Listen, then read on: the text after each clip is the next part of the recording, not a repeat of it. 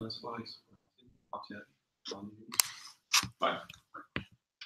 C'est on est en mode igloo. Oh putain, il y a un effet vache qui rit avec l'ordinateur. C'est que dans les oreilles de la vache qui rit, dans les oreilles de la vache. C'est ça que tu veux dire? Ouais, Je sais ce que c'est l'effet vache qui rit. C'est ça, c'est le. Mais en broadcast là. Hein. That's very well. The vache qui rit effect is a well-known phenomenon. All right. So,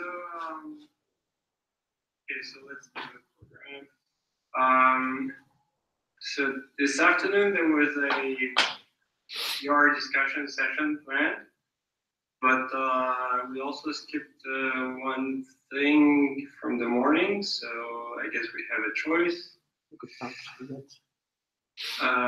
We can devote 15 minutes for the wiki stuff if you want, as well. Yeah. Or you have something to say. So, yeah, there we go. So, what I wanted to say, if I find my list again.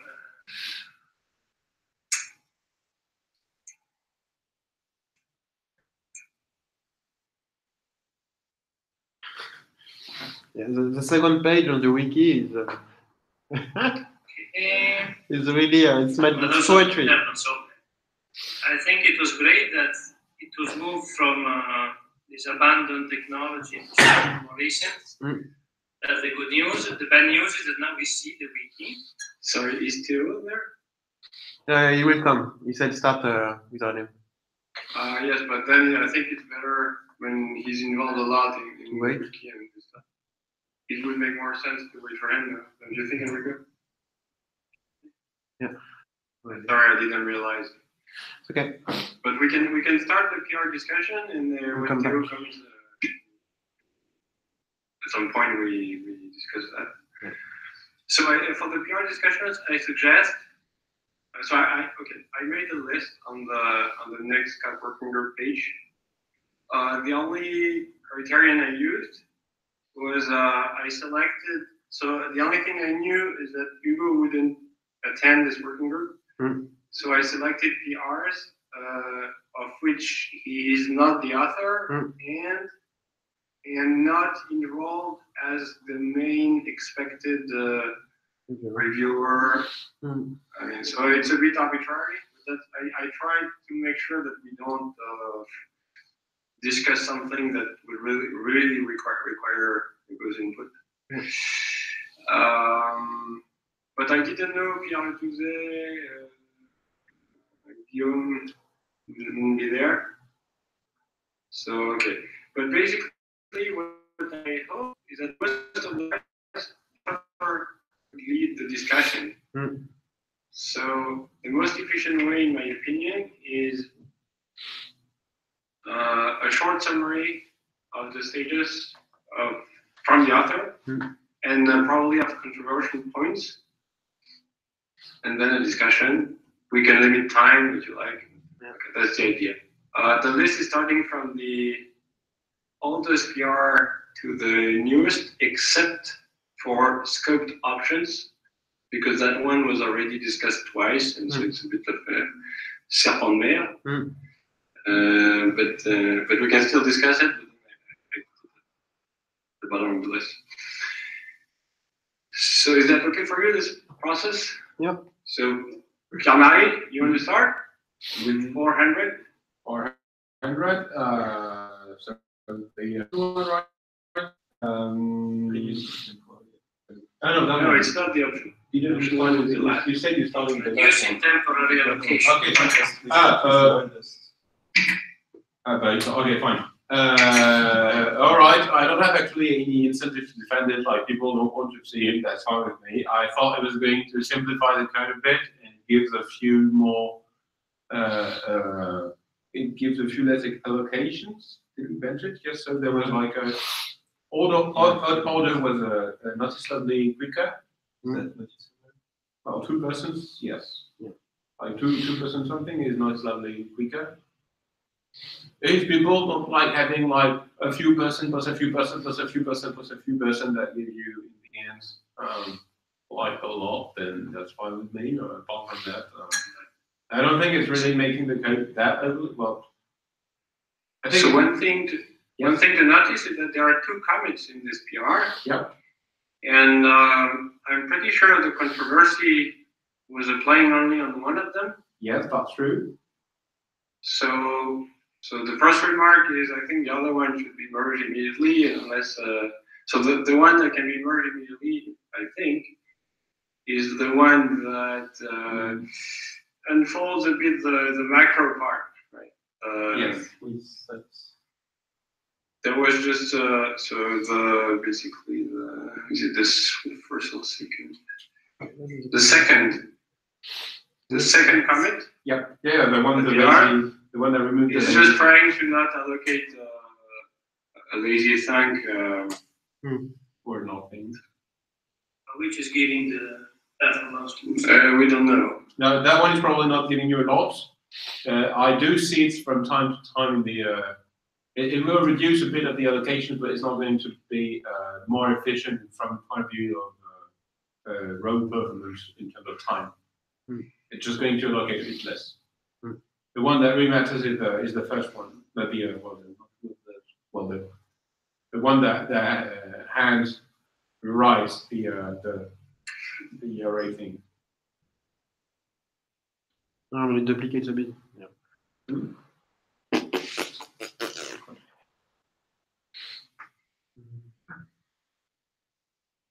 Fine with it. Sure. It's not easy to discuss this without Guillaume because he was the main involved.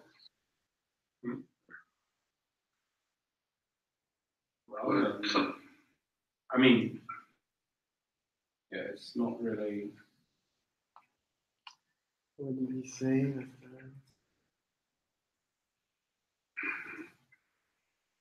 What do you guys think? It would be good not to postpone decision on such PRs forever. Like, if we want to close it, we close it. So I guess we could open 2 PRs for each commit in principle. But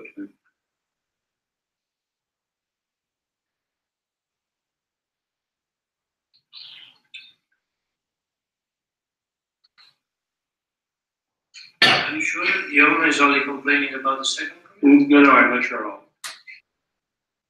The which one? I said I suspect he complains only about the first. Well, he said on the other side, we implicitly add that code for the sake of uniformity. What do you? It adds because there's several cases where you use the map operation with 0 because you don't lift. Is it that code? It's It's not dead code. It's dead when, well, you know that in the case of 0, this is going to be a nut, but it's still going to perform the mapping. So it's not really.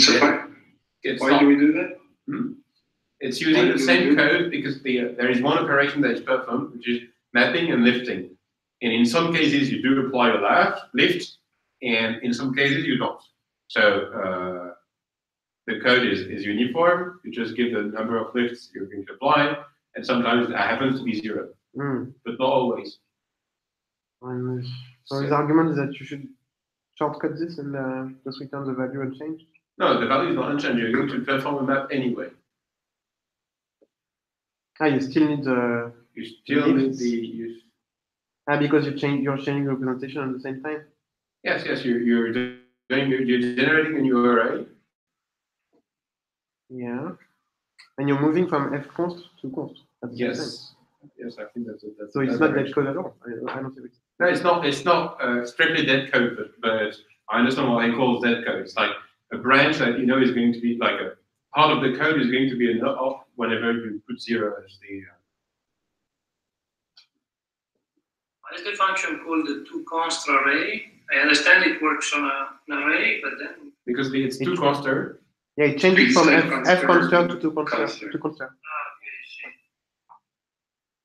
I see. So my personal feeling is I generally care about 2% improvements, but in this particular piece of code, I think there are much bigger benefits we could get from an algorithmic reorganization or redesign. Having PAL such micro optimizations is not necessarily going to make the code easier to read and understand in view of this. Well, that was the point that I was actually complaining about. It is factorizing the code. Yes, personally, I think it's factorizing code. Yeah, it is. Yeah, it is. I don't. Well, okay. I mean, Because yes and no. if you really look at the code, there is this mix between like you do an array that composed with a lift, and it's not super clear. Like if you look clearly, I think my code is so if you don't look at the implementation of two-map array, if you just look at the parts that have been factorized out, then clearly it's more understandable that way. Yeah. Well, what I see is I see the norm head array function that doesn't even have a description of what it's trying to do. And there is no way I can guess without looking at the body. So already that's a But the function is called norm head, so it makes sense. Like you've got a function, you're defining a mutually recursive block, where one of the block is called norm head and the other is called norm head array. So it's pretty obvious what it's doing. Well, I mean, it's propagating the fact that I didn't know what the first function was doing to the second. Here. Yes, but if you understand one, you understand both.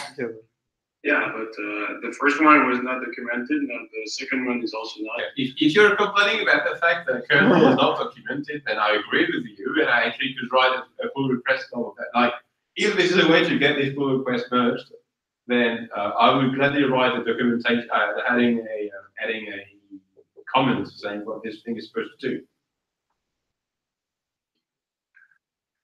Yeah, well, the numbers are not It is a bit documented. Huh? The numbers are not very impressive, honestly, for the benchmark. Yeah, but once again, if you get 2% plus 2% plus 2%, in the end you get 2% everywhere, we get 2% only in math code. in math. Yes, so that was my first. What I'm saying is that like I'm not pushing actively really for the merge of that PR. Indeed, there are low-hanging fruit that are way better than that one. So I won't personally complain that we don't merge it, but overall, I still think it is a net improvement, even when just considering what the code is supposed to do. My impression is that the fact that it gives you an improvement that is visible only on one package and probably only on one file, it's a good indication that in that file there is a case where the algorithm goes completely crazy. Probably. And there you are optimizing. But I mean, in all the other files, it changes nothing. It's just one thing. So I think we should understand why you gain only one place. I mean, if it was 2% everywhere, I would say, wow, it's 2% in one file. So also, don't forget that the noise range for our current benchmark infrastructure is around 2%. I would say slightly under, but so this doesn't seem like pure noise, but it might be 0.3%. I mean, you can close the PR. I'm not going to struggle. It's an old PR. That's fine. I think I will run the bench. Yeah. Yeah, not only to get more precise information and just in case it was noise, but also because since this PR was written, so what I would do, I would rebase it and benchmark again. See if it's because we also did some other optimizations on the same piece of code, I mean, around there, to see if it's still relevant and take a decision once we have the information, maybe. Yeah. Does that sound good? So if it does not sync, we close it, otherwise we merge it, basically. Right, that's completely fine with me. Okay. Okay, I will write it. So what is the next one? Yes, this is a good one, but it's a bit of a pity that Hugo is in it. Yeah. Okay, Mathieu? So let me remember.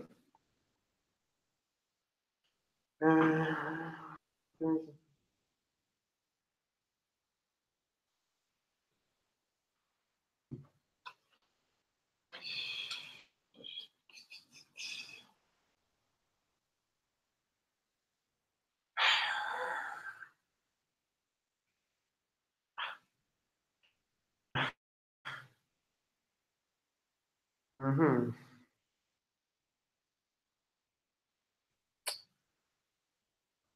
Wait, that's June.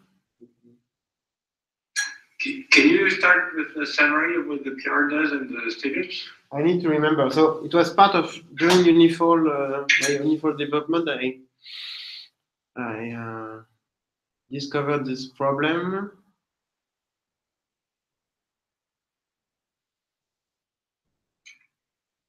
I think I can give the context, but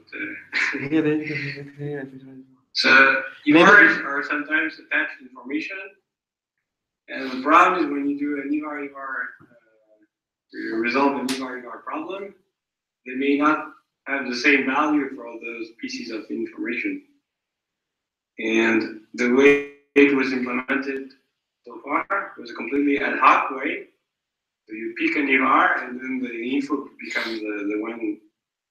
The value of the information becomes the one of the EVAR you chose arbitrarily. It showed up in an issue that was addressed in a more ad hoc way in 370. I didn't check this PR, but I remember the discussion was we should have a more principled merge operation on that information attached to EVARs to do something sensible. So because the problem is that that's not it. That's not that PR. That PR is just about freshness of EVARs. I mean, what is a new EVAR? Basically, the semantics of E. The E variant. So when do you decide that an EVAR is fresh or not? And you should fail in the non-E variants of tactics. And the semantics are kind of fixed by a test suite example that I added. And so you should, I think it would be best to look at that test suite file and see if we agree on the semantics of this.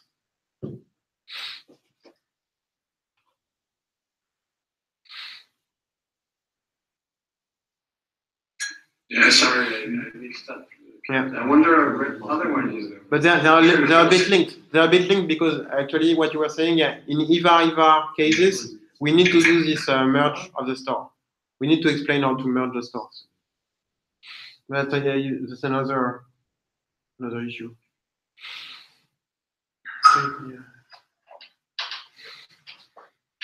So can you explain a bit the examples? So I want to ensure, so you have multiple sets of EVARs. You have the pre-existing ones in your goal before you apply the tactic. You have the ones that are created by the type checking of the lemma, which are kind of independent of the goal. And you have the ones resulting from the application of the tactic. So from unification, you might solve some EVARs, but you might also clear some hypotheses in an EVAR during unification by pruning. So should you consider that this is just a refinement of the previous EVAR or a new fresh EVAR because it has changed type? That's the kind of questions you need to answer. And here, what I do is check that new EVARs descending from pre-existing EVARs are not considered fresh. So if you have an EVAR in your goal and your lemma introduces one and they are unified, then it's not considered fresh because the previous EVAR was already there. That's one thing. And that doesn't depend on the way the EVAR problem is resolved? The direction? No, they both get the same status. And the same should be done for restriction.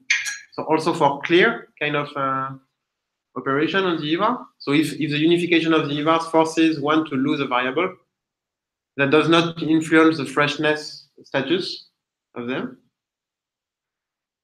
And that was incorrectly implemented, I think, before.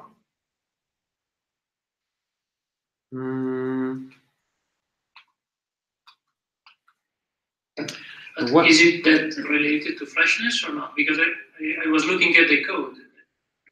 It's just, can I say, it's a reachability thing. Yeah. Fresh in the sense reachable from the previous EVARs. So the only case where you consider that a pre-existing EVAR is filled by something which contains new evars. The new evars are not you don't consider them pre-existing, is when it's a term against evar unification. So if your goal contains it contains an evar and you unify it with some T of some other evars, then these ones are considered fresh. Not reachable by evar unification or restrictions from the pre-existing ones. And from the user point of view, this seems to be the right criteria. Because when you, so it's a fine line, because you could consider that even restriction is changing the possible solutions of evars. So it's still a choice that we made, and we could say that the status of the evar changed.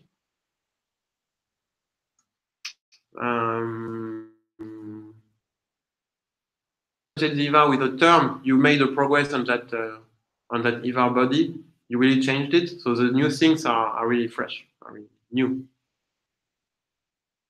But the restriction is in between the two possibilities.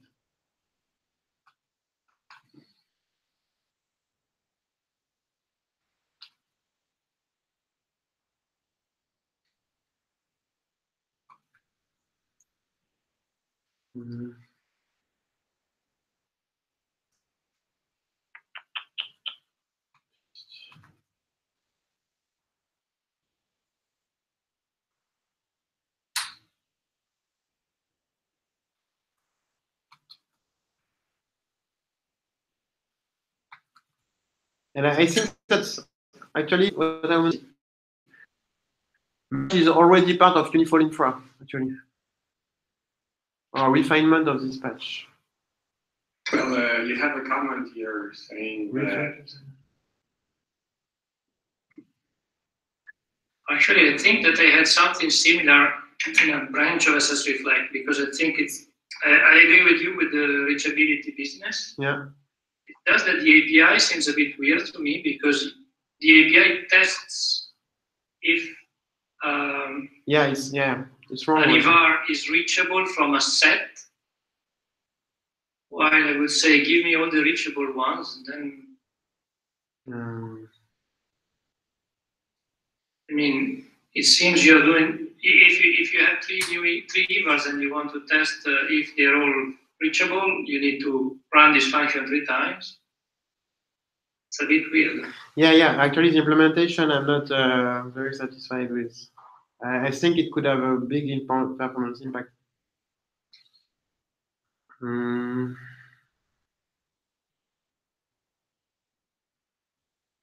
remember, yeah, I mean. But I think I refined this, so I need to check. Maybe we should come back to this later.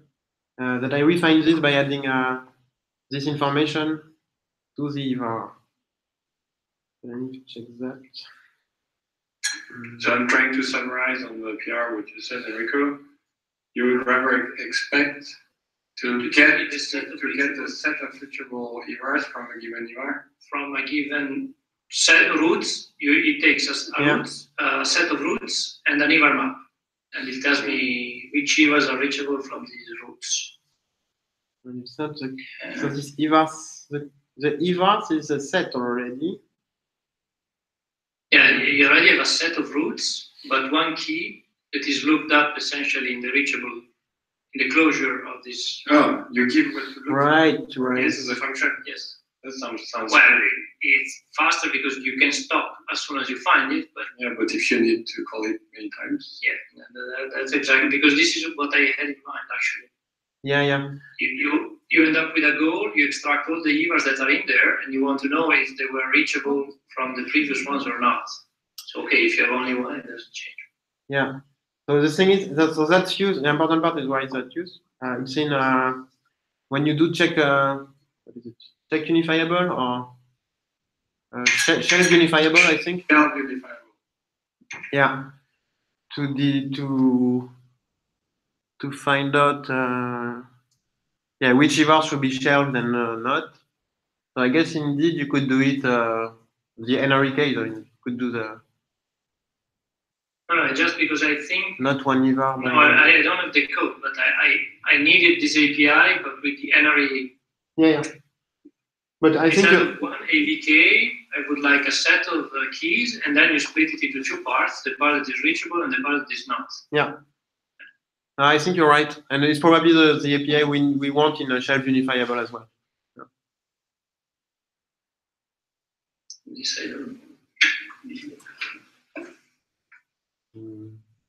Okay, so basically more work to be done, right? Yeah. On this PR, and it doesn't have a milestone. Do you target 8.9 for this? So no, it is already part of Unify Infra. Yeah, it is. Oh, you mean? No, I think it should. I mean, so you have two PRs containing the same commit? Yeah, because I wanted That's what I'm to. saying. Actually, I think I made this one to be merged in earlier. Yeah, probably. So it needs to be merged before. Yeah. In fact. So can you add a comment on the other one saying it depends on this one? Yeah. Because otherwise there is no chance I can put that. Yeah, I will. But, And also then, it was also pretty fragile the way it was done before. I mean, in the sense that I'm looking at the body of the EVAR to determine if it's an EVAR solution, which is not stable by normalization. And so instead, I added a field in the EVAR to know that it's been a cleared EVAR from its previous source. In this one. So you're saying it's not at all the same implementation as this? So it's a refined implementation in the uniform infrastructure. So I will make the dependency clear, and I'll clean up the dependencies actually, and maybe close this one. This one should be closed? Leave the status because I'm going to use that. Yeah. But you can reference 930. Yeah.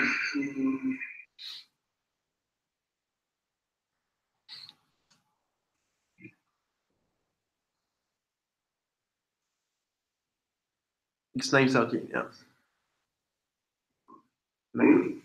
930, yeah.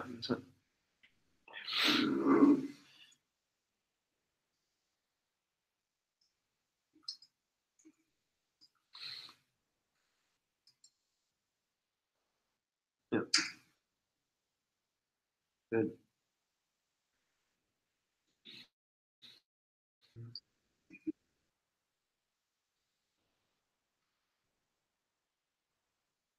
All right. What was next? Pierre was next. Yeah. So PI in the medium, maybe. Let's skip. Yeah. Oh, and then Pierre-Marie, Guillaume, and I. Actually, it's also hard. I mean, I wanted to. This one. I wanted to push the. Okay, we can still discuss it. So Pierre-Marie, but the main opposition is coming from Guillaume. So, Yes. but basically, I think Pierre-Marie, Benjamin, and I are more or less in favor of this. So. What are you looking for? The motto should be separation of concerns. Let's try not to introduce EVAR specific code for tactics that are supposed to work with EVARs for fuck's sake. You can encode that if you want. If you're afraid of that, then you use as EVAR and fail on that, and that's it. So again, look at the. And this is not specific to the VM. That was the point I think we discussed in the PR. Like all reduction strategies suffer from the same limitation. Actually, like if you do that in a hypothesis, you're going to have the same trouble, and even conversion is suffering from that. So it has nothing related to VM. So the Just to be clear, I would rather avoid the solution that was written here at some point. Yes, I would do. I would prefer the VM compute tactic to support EVARs and just not add variant. That's it. But So what exactly are you advocating for?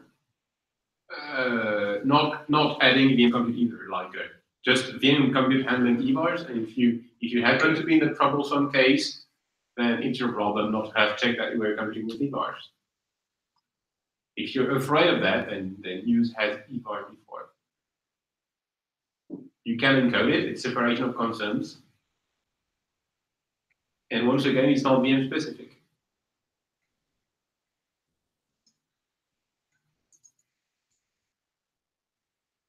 And it's not really a solution anyway. The idea that you could abstract the EVARs, call VM compute on this.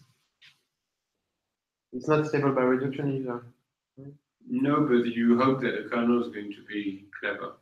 I'm going to substitute.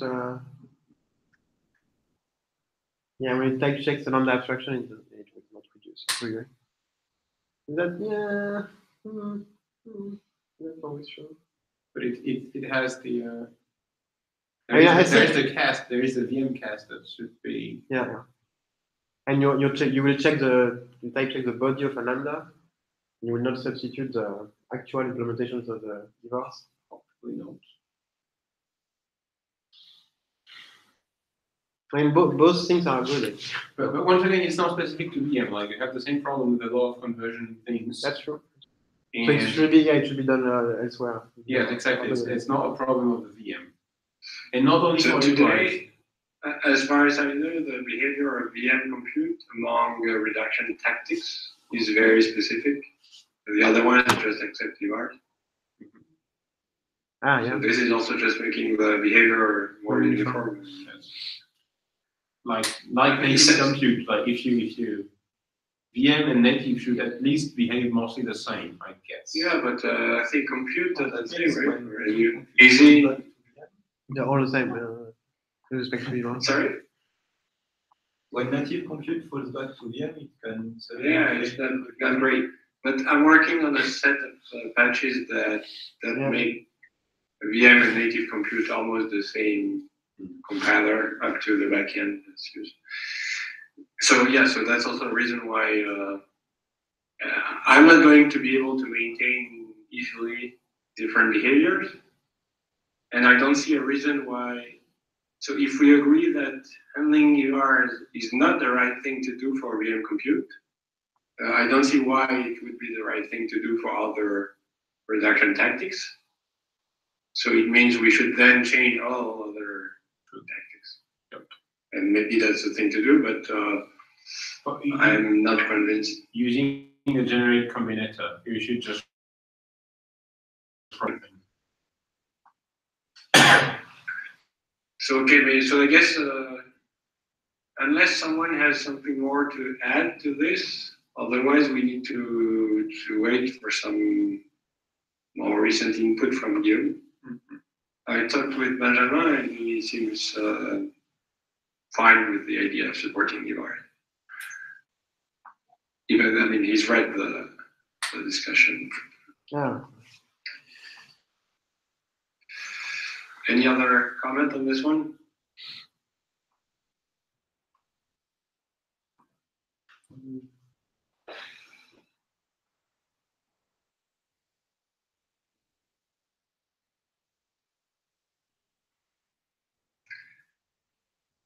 And I would like to have this in 8.8 if that's not too much of a problem. I can rebase it. So if you can base, yeah. But okay, we need to convince you. Yes, that's a hard box. Well, maybe not.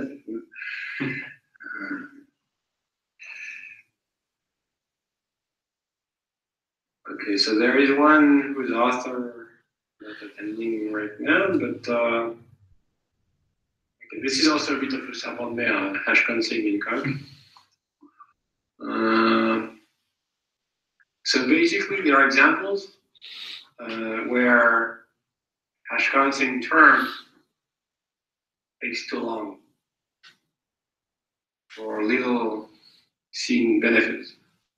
So the proposal here is to let the user choose if they want to hash counts or not, but they choose that as a using a global option, a global flag. So this was a bit controversial for many reasons. Guillaume still complains. Yeah, but I mean, okay. So first, the status of hash counting in the system is not very clear. Yeah, it will be.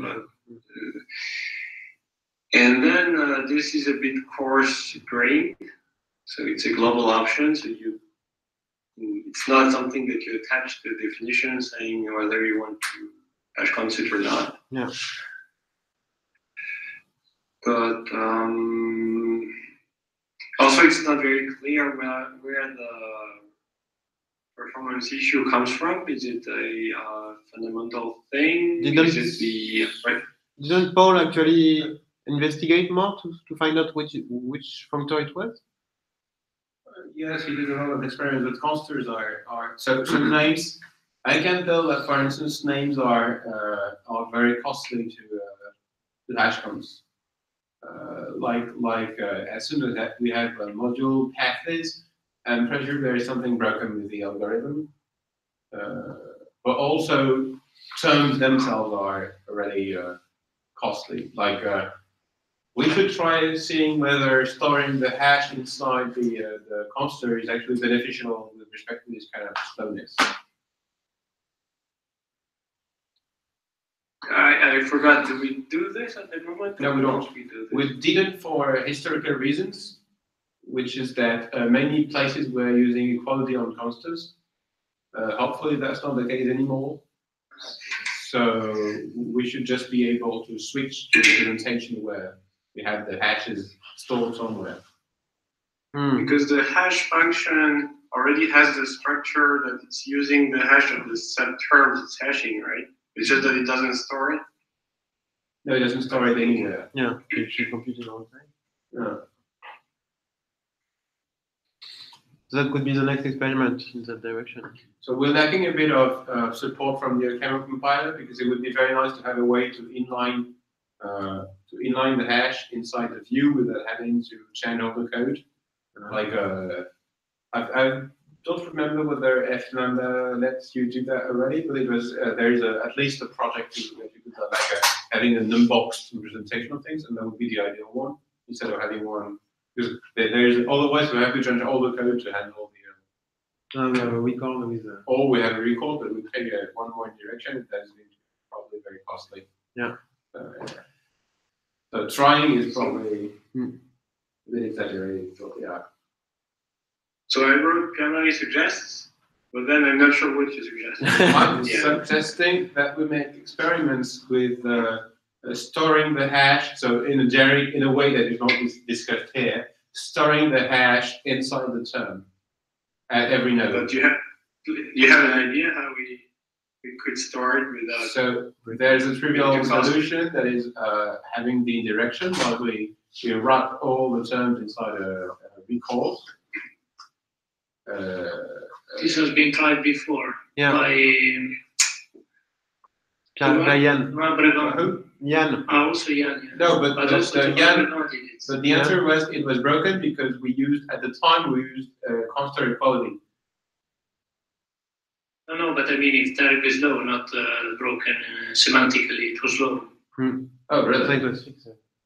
Yeah, well, if you want to store the hash, you have to flatten things. So in each constructor that is not a hash integer. Exactly, but we don't have any support from Camel to do that yet.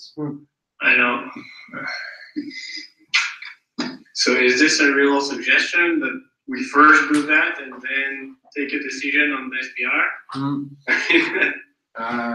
Will we have support in the? We could try to allocate. I don't know, but I know there is work towards being able to do that in a Camel. If we were doing that in Rust, that would be easy.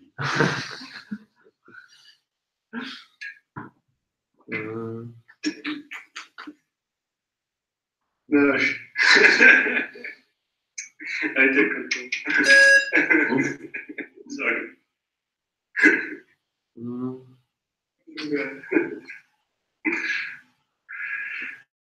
All right. So I want to improve my PR statistics. I need a decision on this. My feeling is I saw many examples where hash counting was indeed very slow. I'm not completely sure what are the benefits in general. I think we save space, but for me at least, it's never been a problem so far. Maybe I haven't worked on big enough groups. I don't like the fact that the flag is global, because this is typically something you want to disable for one or two definitions in your development, I guess, unless it's hard to mix things that are hash counts and things that are not. I think it's easy because that's already what the system does when we load the URL. So mixed feelings. So Pierre-Marie, I think it's not realistic to tell Paul. I mean, unless you have a schedule for this experiment, changing the type of constructor to add the hash. That sounds like a lot of work just for an experiment, right? True. What do you want me to tell you? I think there are two possibilities. One is we say this is not something that should be configured by the user, and we close. Clearly, it has to be. If you look at the report just a bit above, the message above here, pretty clear that you need something more fine-grained. Yeah, so I was about to say that, and the other. It's globally better, but it's always locally worse. So. Is we ask Paul to change this from a global flag to a per definition thing or something like that, and that should be maybe whatever. But I would feel bad if we first ask the change and then say we don't want that anyway. so let's be clear. Pierre-Marie, what do you think of such an option if it was provided at the level of definitions? I don't have a definite. I'm not even convinced that we should be like it's just a workaround for better implementation. So hash counting? Yes. Better implementation. So if that's really the case, then we can introduce that in a year or two when we can. We fix the implementation and then we remove the option because it will make a difference. Or is there a flow in this plan? Do we plan to rely more fundamentally on things being hash const? Because this is what could go against the existence of this this option. Yeah. So imagine a system where we want full hash counting. Yep. To use it to decide the quality and stuff like that. Then having introduced this option will be a pain.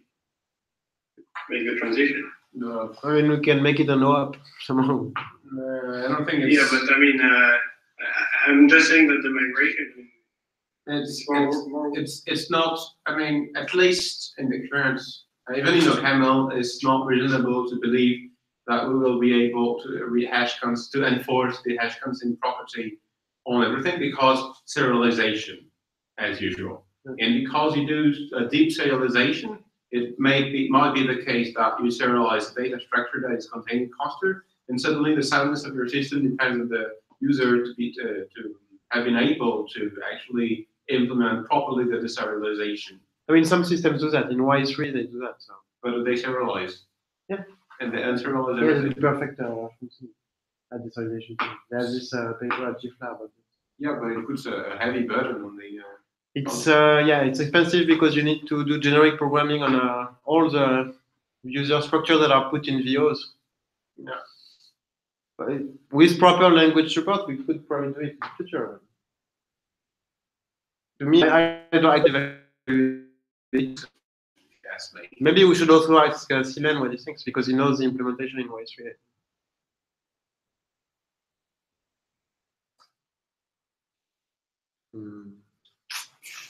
So I would say we need to figure out if maximal, if okay, Maximal or perfect. maintaining hash constant.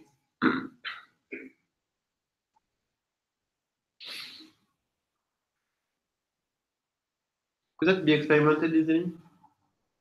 Oh, Is part of easily, the. no. You deserialize something And and you rebuild it completely. this needs to be time directed. If you don't have the time. No, but I mean, we just for the bodies of concepts and whatever, like two, three important data structures. Is that right? You can do that. I tried it already. It's very well. You pay for hash constant again, so like doing a require is going to kill you. Like, oh. But Yeah, then probably. if but you could Yeah, test. this I don't mind. You could test if the require is the only part that's getting a performance hit, and if the rest is going faster, then we know that it's the right direction. We kind of want to know if we should go this way or not. So there are not many places that would take advantage of the perfect hash constant. No. Term comparison. But we don't do that actually, because most of the time the term comparisons are not between exactly equal terms. Even there are usually up to the typical thing that happens in unification is like, oh, I have two things, but the universes are not the same, so it's not going to be. You just accumulate constraints. In principle, you could use that intercomparison, but you would need to rewrite everything as I tried to do once. Because, I mean, the current algorithm starts by unsharing everything because it stores it's called F term, F constant, whatever. Right. So the first thing you do is unshare because you map to another data type, so you need to change everything. Yeah, I had a recent experiment on that, by the way, on the invertibility check. No, and still my experiments are still the ones I made in 2012. If I said you had some too? I made a few experiments, and it's impressive how we keep comparing the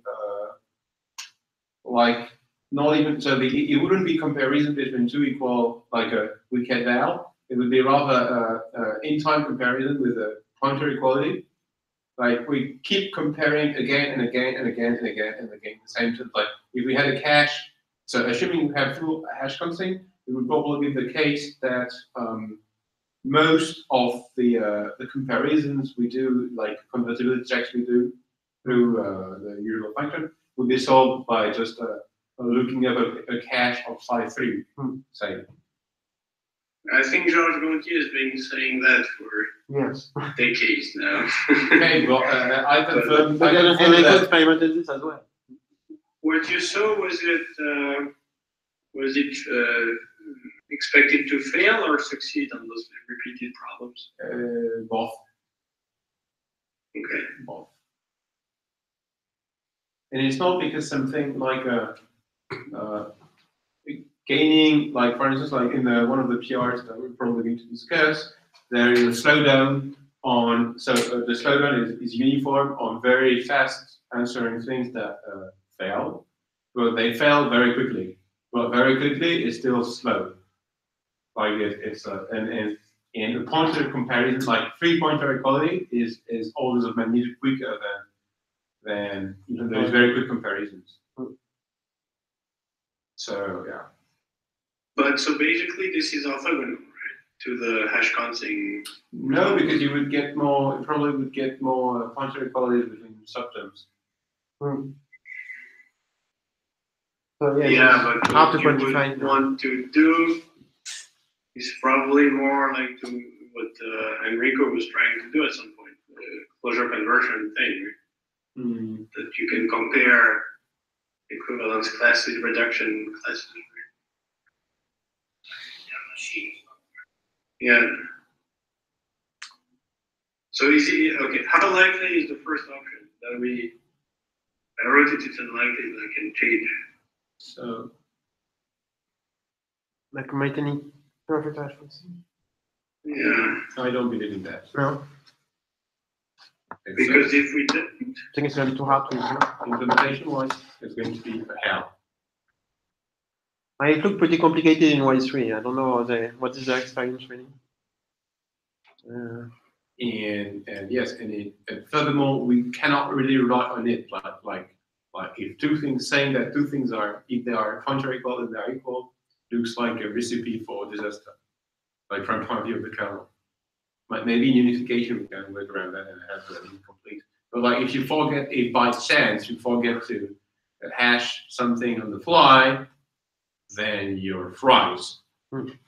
Typically. no, but you don't. Well, It's still correct. No, No, it's a bug. I mean, No, if you it's a say bug. it reduces to pointer equality, if it's really Yeah, no, fast. it's a bug, but it's a soundness bug suddenly, which is no, it's a completeness. Like People say no while they are equal. you cannot prove false with that. Can you? You will not be able to prove true. Either. yes, Yeah, but maybe it's getting hard to get No. true. you would probably be in trouble if you rely on this in a contravariant way, saying, for instance, two things are equal, and therefore, no. I'm pretty sure you could get. I'm pretty sure there is a way to get a contravariant comparison somewhere in the kernel. So said otherwise, if you have an example of conversion being used in the contravariant way today, I'm interested. You have the proof of false story. No, I just don't know. I don't know much about modules, which is where. Yeah, It modules. could happen. Oh yes, modules. No, but okay. Do you guys agree with what I wrote? Yeah. If we agree that perfect hash bouncing is not likely, Hmm. there is no real drawback in providing a fine-grained version of this. But what do you mean by per definition Yes, per I think- constant? Sorry? You would say that you hash const the body of just some constants, but not all constants? Yes. At least in practice, what happens is that I wrote definition, but I meant any Construction. lemma Yeah. definition. What happens in practice is that some of them, I mean, you have a development and one or two such definitions or proofs. It's taking Yeah. close to a minute, but there is only one or two of them. That's my experience at least. Me too. And so it probably makes sense to disable hash counting only for them because you would still benefit if we use that's why I'm correlating this to whether we want perfect hash counting or not, because you naturally get a setting where some stuff is a hash const but not. Not the set terms or yeah. Does functor application substitution preserve hash counting?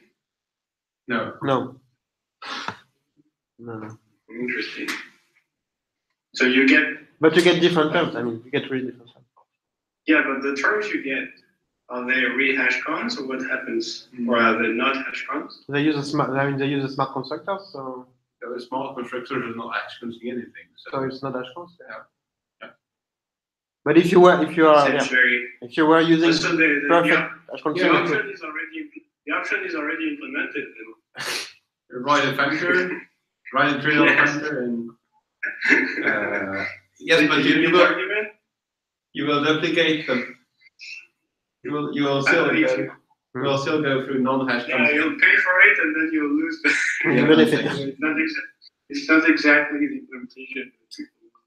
No. Okay. Anything to add? I'm good. Maybe say that Pierre-Marie does not believe in the first option. Yeah, I wrote it as if it was our opinion. Like, seems unlikely given the notation. Yeah. Okay. Because I can add that Mathieu thinks it's fine to do. But I'm also asking some input. Yeah. We'll see what Silan says. Let's see. James. Oh, this is really funny. Okay, this is really funny. Twice in the day, reach an item mentioning Eve. And it's not there. Twice in the Sure, day. It's not a coincidence. It's like the one PR. It's not the right PR number. Maybe it's one. Something is wrong. That doesn't look like the right one. I know. It's not. I can fix the label. I can probably look for the case that mentioned Eve. Okay, so. He found it more quickly. What did you do? 6. It was 6. The way Which one is it? Wait a minute. Come on, tell us. It's a mystery. Ah, but it was. Wait. Someone fixed the source? Right? Did someone fix the source? Yes, it looks like somebody just jumps it. No. Not me, not me. There's a plot. Maybe it's Somebody in is plotting in our back. It's It's a bit before. You fixed the link, but I didn't refresh. I didn't either. Sorry. So the image wasn't there. So this needs a discussion with Emilio. Okay, then there is Enrico. Yeah. Sorry about that. 5991. Please. Pickle thing, I don't have any Clue. clue. Like what? Yeah, We're it's skipping the my sister state thing. Ah yes, where Maxime, you're skipping your. yeah. Yeah, you're skipping your own. You're skipping your own. I skipped my own because it needs Emilio. Okay. Oh shit. If I remember correctly, it happened because Emilio wanted to do something like that. Then I asked if I could merge. He said no. I asked if I could close. He said we didn't discuss it.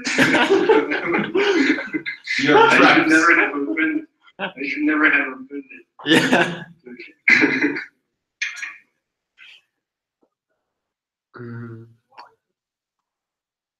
So make that exist. We can't hear you. So I Yeah. think that at the end,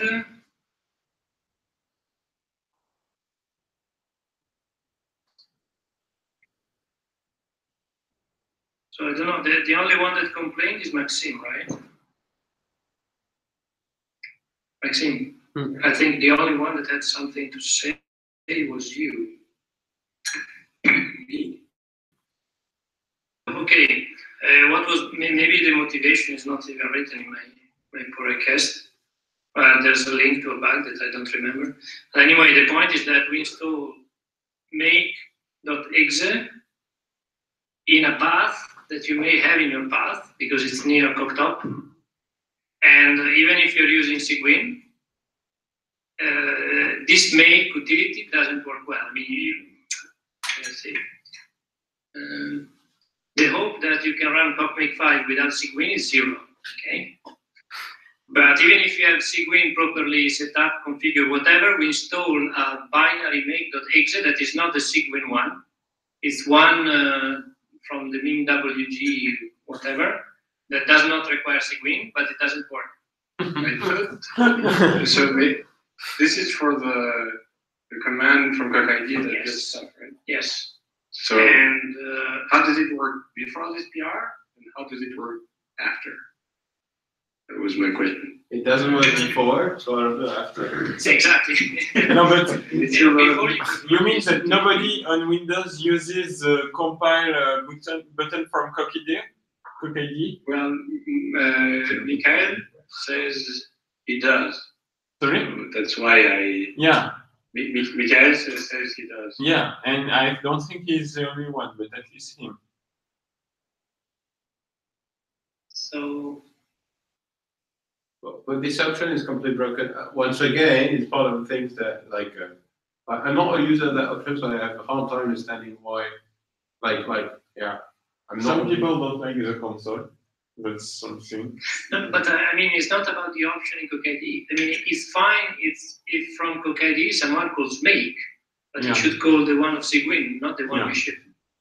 That's fine, but But I'm just saying that. So why do we ship one?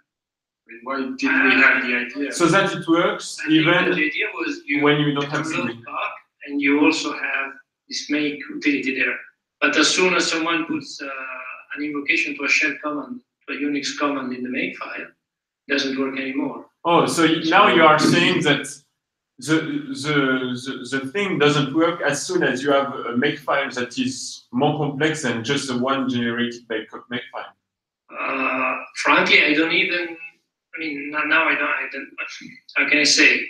I don't think it's reasonable to say that the make files we have are designed to work in a system that is not minimally Unix-like. I mean, if you stick a find, grep, a set in there, so I don't know if the current one is by chance it's agnostic, but I mean, it's not reasonable. I mean, we're not even testing it, so you see what I mean? Yeah, I see what you mean, but I'm just worried about breaking stuff that some users rely on for what they do. But overall, I think I can rephrase this. What is this fixing? The fact that even if you have the right make, the one we provide may override it in your path, may come before your path, because you have to your path cocked up. Okay, you work on Windows, you say you have Sigwin, and you say path equals. So today it's installed in. No, wait. Where is it installed? Near cocked up. So if you put cocked up in your path, you also put in your path this thing. And so, okay, if you put it after the other make, you don't override. If you put it before, you hide the make that works. So I mean, to me, it provides no value. So if you put it there, it may get in the way. Okay, so my suggestion is probably, since this feature seems to have one user, if we could ask him. He replied, but no, but this is more complex. But he replied above, I think. I think this is about what the right fix would be. Yeah, but this is a long term. It's fine, but it's a bit of a. But I don't think he replied above. He didn't reply above. Oh, okay. No, not as far as I No, can tell. I think we can ask him if he said there's no real need to remove things as you did, maybe just enough to pass a flag to the build script, whatever.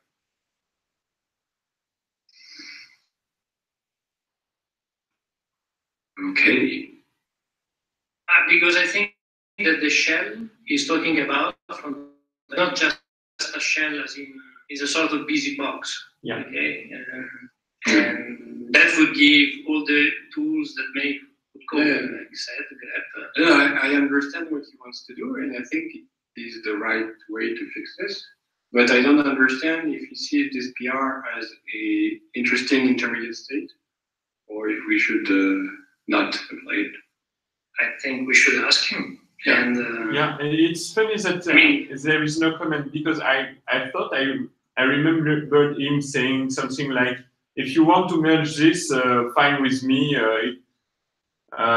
Something like in there, huh? something like I rely on this, but I'm not opposed to merging this. I was looking if there's a way to specify another make binary. Maybe no. Oh, maybe that's what he's suggesting. Yes, there is a line where you can say make. So I think that, I mean, it will work if you have the Sigwin one. It will work. So the only scenario we're cutting is where you have no Sigwin, but by luck, the make we provide kind of works. This is not the case of Mikael. I'm sure he's using Sigwin. So this could be the case of some of the students that learn Coq at universities and use Windows and don't want to install it. Yeah.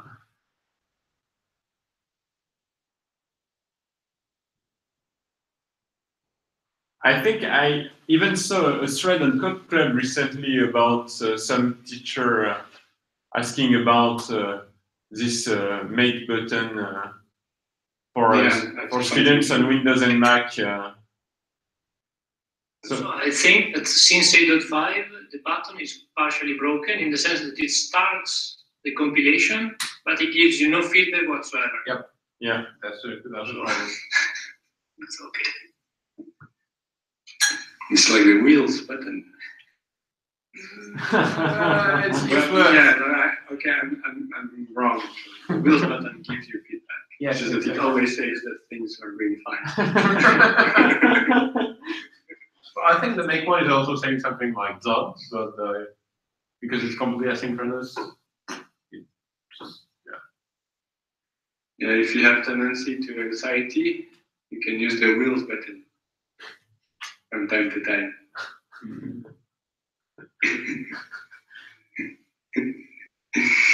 All right, and this is Eve.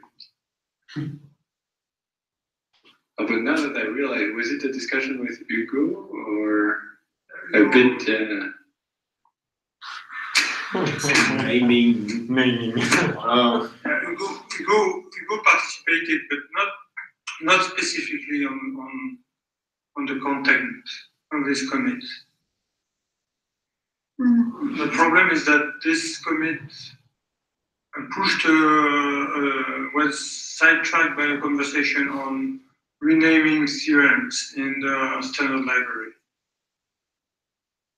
And for this renaming, there was no guideline proposed, and I don't know how to progress.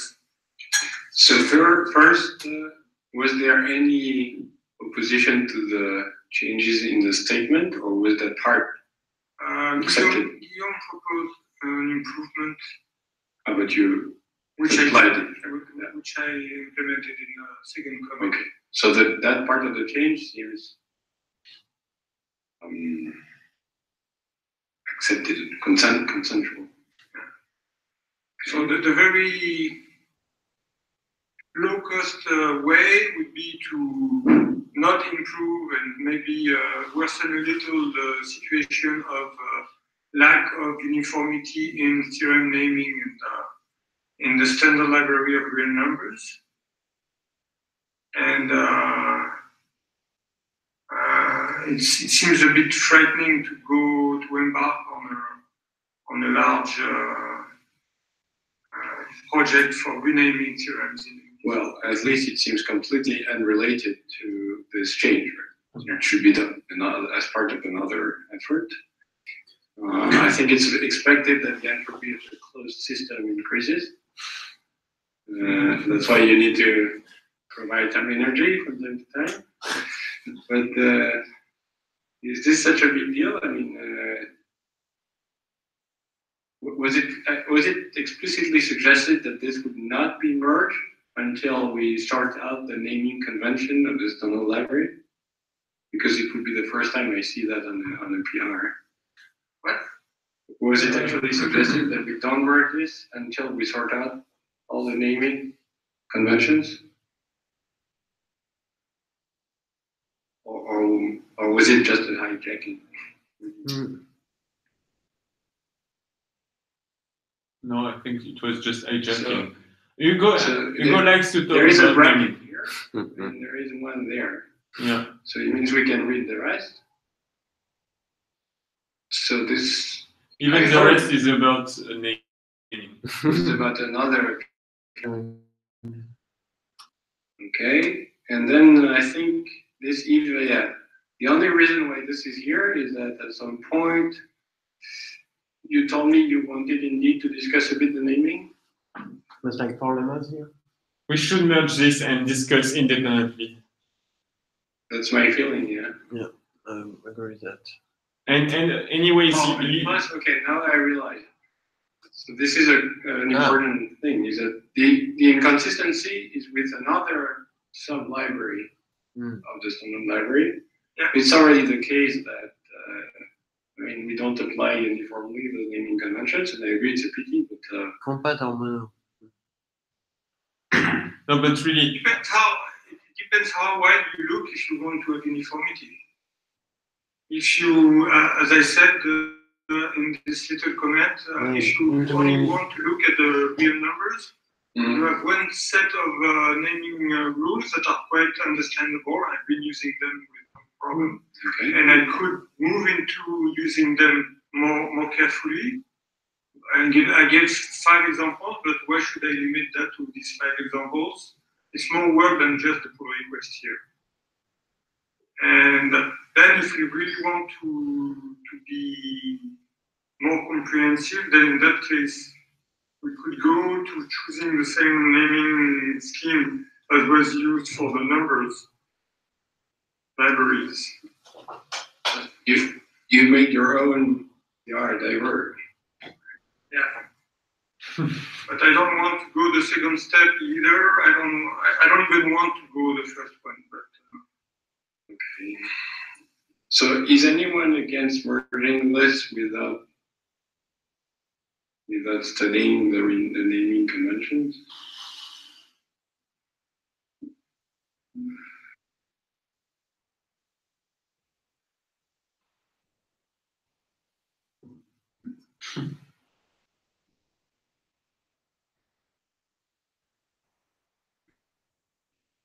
You should write an eventual separate effort. Well, you said that you would start an effort on a new standard library just after the 8.8 release, right? So Yes. So it will be part of this effort. Sorry? It was I recently read that it was an effort mainly about naming conventions. Yeah, and I disagreed with that. It was a total misunderstanding. But I contradicted this message, right? I hope so. Yeah, I did it immediately. But Hugo is really concerned about naming conventions, so he thought that it was that, but it's much more than that, right? Well, it's a reboot. Yeah. So I don't remember in which PR it was, but so I have a hard time finding again what my answer was. But I said something like it includes also more general style design choices. It includes also integrating part of external libraries that would be useful to have directly in the standard library. Things like the dichotomy or duality with SSR ints and standard library Z. Things like that, right?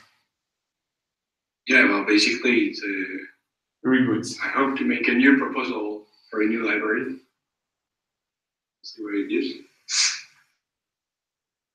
Okay. Then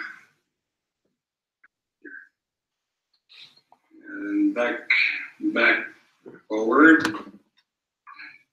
Oh, medium.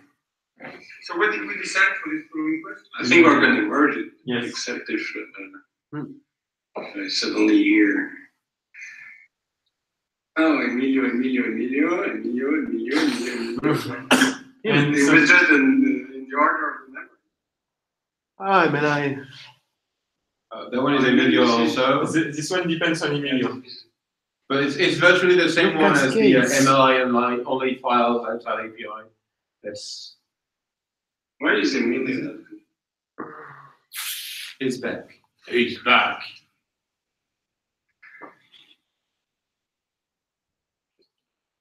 Oh. Why did you just say? Oh, but he's on YouTube, so it's maybe with some. Yeah, Ikigai is. Why don't you use? Isn't there any? Ikigai is a client. Yes, I know what Ikigai is, but I think there is another one. There's probably a Ikigai one that works. You can to get this. Do you want me to find the number?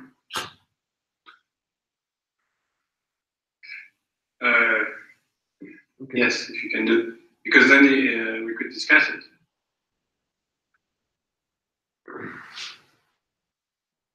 Isn't there a web client for that? The phone number is 01 39. Well, plus 331. Well, I didn't 39, 39, 20, 12, 90. They're giving a fun number. This one?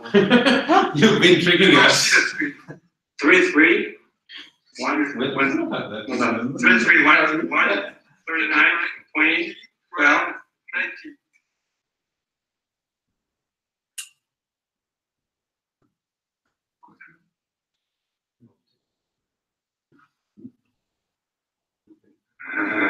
Or you have nothing to say.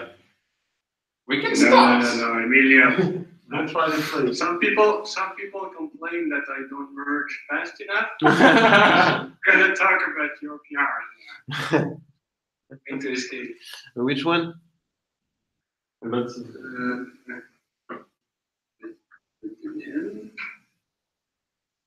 Okay, so maybe my PR. There are two. We can do two at the same time. This was about deprecating the right restore state vernaculars. I had some motivation about it. Can you talk, Emilio? Yeah, maybe. Yeah. That's better. We hear you. Very good. Let's see how much I did craft text to class. I will take like a few seconds. Oh, but you're not on your phone? I know. I can put the phone too. Yeah, I could be checking again. Okay. So that I sent you the number. I I can call with the phone, but let's see if this works because I removed like the video, so maybe it's gonna work. Okay. So do you see? Yeah. So this is 1145 deprecation of right restore state vernaculars. So initially I thought Native Compute had some problem with those vernaculars, but when I tried to reproduce the problems, I didn't remember exactly. So my motivation for this is very low. I mean, I wouldn't mind. I'm more motivated for closing PR than getting this one in. But you wanted a discussion. Yeah, well, I don't know. I think you hear me well, guys. So just the thing I don't know. I have no preference really. It was. I think since then, this is a very old PR, so no the plan is going in other directions, and the vernaculars they don't interfere on anything. So I don't know if people think this can be of value. Yes, this thing is broken. It's a bit broken because this is dating back on the pre-STM time. So I think it's a bit broken. Maybe it works for some people. So yeah, I don't know. I'm okay with the merging or closing. I have really. It's not the distance of this vernacular is not interfering in any way. If Any of my plans as it is in the past. just close one. So if we don't deprecate, we also don't remove. So I can close this one too, right? I think, yeah, well, I don't know. I think we should put a warning or something because this is not like a very stable feature. But yeah, you can close the PI if you want. I think that it's very buggy. You shouldn't be surprised if you get random crashes when you use that feature. Do we get bug report about right state? No, I don't. Nobody uses it. Sorry? Do we get bug report about right state? No, because it doesn't have a lot of users. Yeah. Yeah, and the users are probably working around real problems. So I don't know what problems you and I have in mind. So the obvious thing is that if you have something that is not part of the state, like dynamically linked code for the native compiler, you have to be careful. Yeah, all the hooks everything that is registered through hooks, mutable things that have been described by a declare.ml comment are going to be broken by this kind of function. All plugins. Yes, everything that is using ML code is going to be in trouble. Like not everything, but if you register hooks, that's bad. So one thing I would not like to do is to have a warning that is not a deprecation warning and that says we know we ship half broken stuff, but we don't care. I don't know. Please use it at your Well, own pace. basically, I'm working on a new way to send the state to workers, and of course, this way of sending the state to workers has to take into account plugins and everything. Like for the, and I took it I do it differently because right now it's very slow. Well, you all know, like launching a new browser, a new worker is very slow, etc. And yes, the summary has to be handled differently for that. And okay, let's just have. So yes, I mean, this doesn't interfere really because at some point when this commit of the state sending is ready, you could use the vernacular or not. So in the past, I tell you again, like my motivation is in the past, it was interfering in some plans, but finally it's not bothering anymore. So really, yeah, it's not tested, and I'm sure it's broken, but you know, many things like in the state handling right now have problems with statics, there are problems all over the system in this sense, Yeah, so I don't think. For example, we get many more reports on PAR and abstract than those commands because people tend to combine tactics like PAR and abstract. So is it a fair description? So it should be replaced at some point by a better mechanism, but there is no real need to deprecate or remove them until we have the new implementation. Oh, set fault. All right. So I take this as since it might be R, I'm going to be happy to close it up and this one too.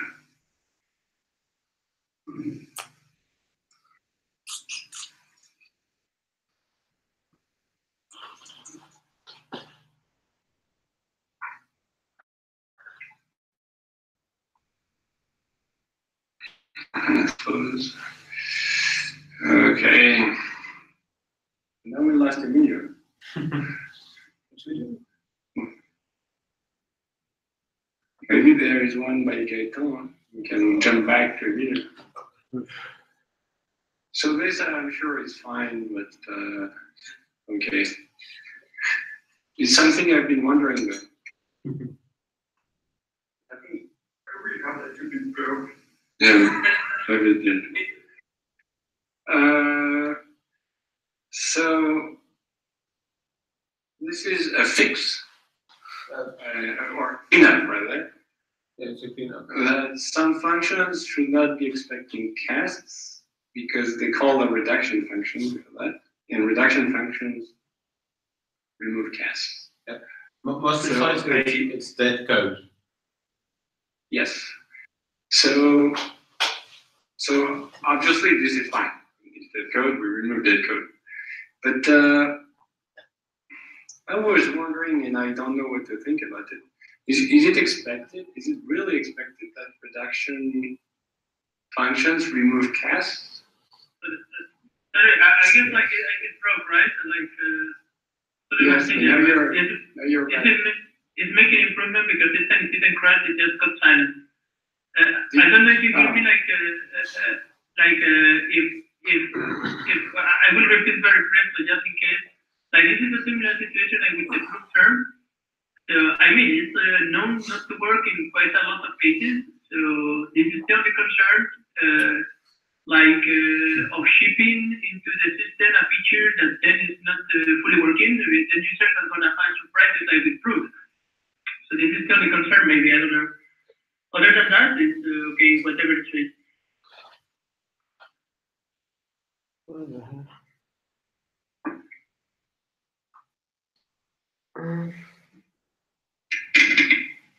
So the only worry I have about casts is casts can be very important computationally. There are VM casts, native casts, or even I thought revert casts.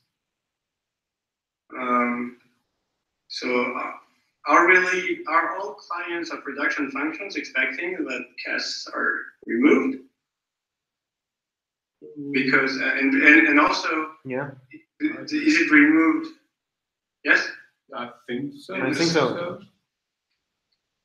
You hope to get a So, for weak example, normal form. imagine you call a strong reduction function. Yeah. Where do you expect cast to be removed? Everywhere?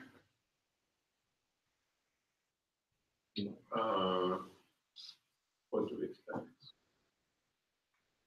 Because I saw some pieces of code, in arguably not the most beautiful parts of the code base, that do a kind of term on an NF something. So it's not completely obvious to me that the clients of this reduction function expect so for instance, if they find a lambda in the head position, it's not obvious to me that they expect under the lambda to have lost its casts. But which part of the code is doing that? Is that a horrible thing from Sedoid or something? Or new ring? I saw some examples in Fadin, for instance. It doesn't count as an example. No, but at least, okay, let's put it in another way. Whether casts are removed or not is not the proper reduction rule, so you can't really configure that. So if the behavior of the reduction function is to always remove them, we should make sure that this is what all clients expect. But for weak head is pretty clear. Like we know that a weak head form needs to be of that specific shape in a given type without cast. For strong normalization, it's much more it's blurrier. But it doesn't. I'm not sure there are many people actually relying on strong normalization from the kernel. Like, and if they do, that's probably they're doing fancy things. I think that there is a bit of misconception. I mean, for implementation reasons, at some point, I don't know. I mean, Go could probably remember. I don't. They added casts to the syntax of terms, but this is not a term. A cast is an annotation. It's like a comment. Okay. And then, given that they were there with no meaning at all, they started to have more and more uses, like store places where you would like to compute with VM compute rather than the standard reduction machinery, or store a bit of the trace of what tactics did in the proof term. All things that are not terms. These are annotations to speed up type checking or whatever. They have nothing to do with terms. So to me, as quick as they should disappear, they should be invisible. I mean, kind of a term should make it disappear. Kind of. All the views on terms should really ignore the casts. You're saying different things. If kind of term ignores it, you don't need reduction function to remove them. I mean, I would remove them even more eagerly than what I mean. Either they have a place in the terms, like application, lambda, etc. Okay, if there's just a technical hack to put some metadata in the middle of terms, I don't even want to see that. I mean, when I program the system. In bidirectional type checking algorithms, they have a meaning. But then no. If you remove them, you can check the same terms. Do you agree? Right, but if we were yes, but then no, you cannot remove cast in the bidirectional case because that's exactly where you need to do a conversion. So it kind of makes sense in that view, but I don't think that view is very common in code. I don't think it's used for that. It's not used for that. Most of the uses of cast as of today are as for the old. You're saying with which algorithm you want to call conversion, but it's pointing places of conversion like in bidirectional typing. But I kind of agree with Enrico that it would be better to have the high-level view of reduction and not look at cast, but then just provide a little API if you want to know which cast appears. Is there a cast? Clearly, reduction should be insensitive. I'm a bit lost. So I'm convinced that you want kind of term, not to see casts, and maybe another specific kind of term that you ask, is there a cast or something? But can you say again why you want reduction functions to remove them? Because that's because I use kind of term, right? I mean, they should use this view of terms, not the low-level view where you see casts. No, but for instance, if you apply a partial, imagine there is a cast in the head position, then a lambda. Mm-hmm. Action that happens. You expect the cast to be removed. Right? Yeah. That's what you're saying. But it doesn't, it's not completely obvious to me.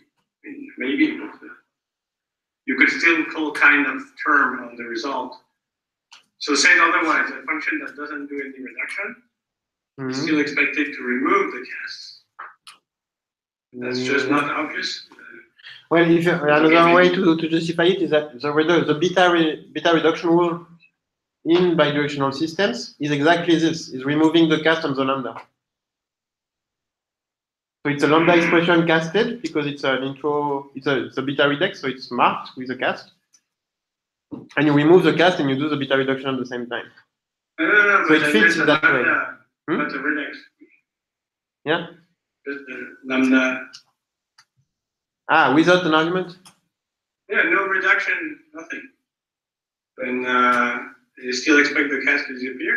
It's true that it's a bit, I understand it's a bit weird that the identity function on terms will just remove all casts in that case. Yeah, I'm just saying I don't know. It's pretty clear to me that you want a view that doesn't reveal casts.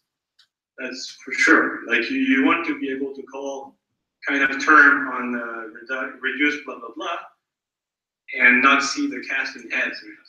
For sure. This has nothing to do with the current PR. This is some kind of fundamental long-term design of the system. Okay. Yeah, I agree. I mean, this PR is correct by. Yeah, I mean, I'm not sure what we would put on with need discussion. In fact, I wanted the hijack label. You should open to be hijacked at my convenience. You should just open an issue when you want to hijack. So, yeah. But so, I wasn't arguing against PR. Okay. I would take Emilio, are you still around? Ha! Don't move. Global reference to kernel names. That's an interesting one. You look like a bachelor. Can you lead the discussion, Emilio? Did we merge it? No. Not yet. Has seen it product? I think Mathieu and Gaetan, I think actually they were coming from an idea from Gaetan and Mathieu, so maybe they can, I just went and implemented it, so maybe they can think what they can expose what they think.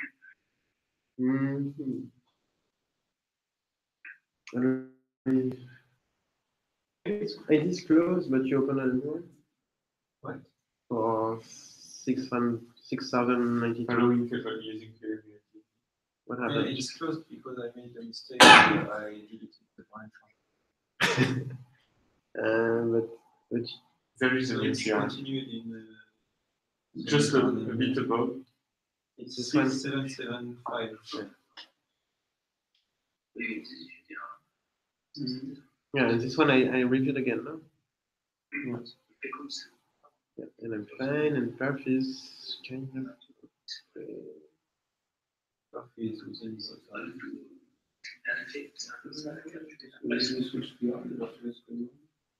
yeah. But there is a bug, right? Oh, did you figure out? I'm a bit lost. What PRs are you guys looking at? Yeah. I was wondering. The one that was linked here. Did we use PRs or what? But Gaetan did it in his PR as well, so maybe you can just reuse that. Yeah, but it was a much more complex thing with many. I mean, if I remember, it's easier to discuss the elementary change. Basically, now that I see this number, what I wanted. Basically, I'm happy with that. Huh? My global reference. Sorry. So I needed some way to pass global reference to the universe comparison function that you are parameterized with. Mm-hmm. But But you don't want var? I don't want var because they don't have universe. So Yeah. maybe I should just move my global reference from cooking to names. Display type. So there is a type called my global ref. Is that right? Yeah, or Or, cooking, which is not exposed at all. and it's a copy of the global reference. And maybe there's one less constructor that does not have var ref.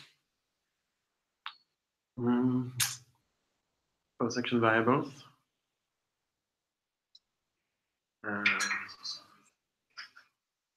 Maybe you should make a PR on that part only. Sorry. Also, what is a very interesting observation is maybe of replacing the constell. Yes, I think though this needs more work. This is clearly not ready for 8.8. So We're not discussing only the stuff. We are trying to get things merged, closed, or clarified. This doesn't even have a progress. So you're saying I should add this? Needs progress? Well, I mean, you cannot what you want. I mean, the question is, I think it needs. I'm not sure if this is the type is going to help anything here. Like, maybe yes, maybe not. It's not clear what we want. So maybe this is good to go in. So sorry, because I couldn't read all the patch is big, but is the patch just moving the definition of the data type to correct? It's just moving, so there are several issues. So one issue, I think maybe what we can do, I don't know if I thought of it yet. I think there are three main issues. So I can try to put them in a comment. The first issue is whether we want to move the whole type of or only the type with the variables and what to do with the variable case. This is the first issue, right? So yeah, so Gaetan said we don't want the variables case. Okay. Yeah. But then, how should this type be called? How should this type be called the type is variable? What is a variable a global? Well, global or section reference. That's a bit strange. I don't know what would we have for projections in there? Like it seems we have like a plentiful amount. Because most of the functions projects will be partial. Yes, And they're always attached to something. in your case, right? But there's no reason for like it looks like we're trying to forcefully push several notions of global constants in one type. Yeah, this I think Yeah. I think it's a good idea. I mean, I do the same thing in AD, for example. I have a lot of functions that work on a global notion, and I use global reference for that, even if it's a bit of abuse right now because it's a globe whatever. But sometimes you want a function that tells you, the type of a global thing. The input is a global reference. Otherwise, you need 4 functions. One for Right. inductive, constructor. So it's handy. But then if we move that to the kernel, it's to use it in the kernel somewhere, I guess. Yeah. Well, the kernel has my global reference already, and I think there are other parts that could be using that. No, the fact that it's made available at upper levels. Is that what it means? No, inside the kernel. Do you have examples? I don't see exactly that. Rev value cache is doing something, I guess. Yeah, rev value cache has its own reference, but they have role keys. There's a table key, yeah, that's true. Yeah. And there are all kinds of different global references in the kernel. I think it's still the right data type for you at user level or like tactic writer level, but in the kernel we have more specific types, it seems. And for example, to me, it would be a good data type to use in the file called the global. I don't know if I don't think it's already used. No, it's libnames. It's a reference. If anywhere, it should be in environments, because it's a way to factorize code over environments mostly. It's like the delta part of environments, the part that contains things that are defined, or whatever. Yeah, we could probably streamline the environment API by also mixing a global ref plus a universe instance. Yep. And then we could get types of constants, inductive constructors uniformly from this data type. That could be good. Because it's a bit non-uniform right now, the way we look up differently the constant and the inductives and so on. So maybe more brainstorming on the actual types we want would be needed here. Their uses. Yeah. And yeah, what was the other problems, Emilio? I think, well, I put a comment already that I cannot share my screen, but I think maybe a very interesting problem is not clear what is the notion of equality you want for a global reference. Oh. Because a global reference includes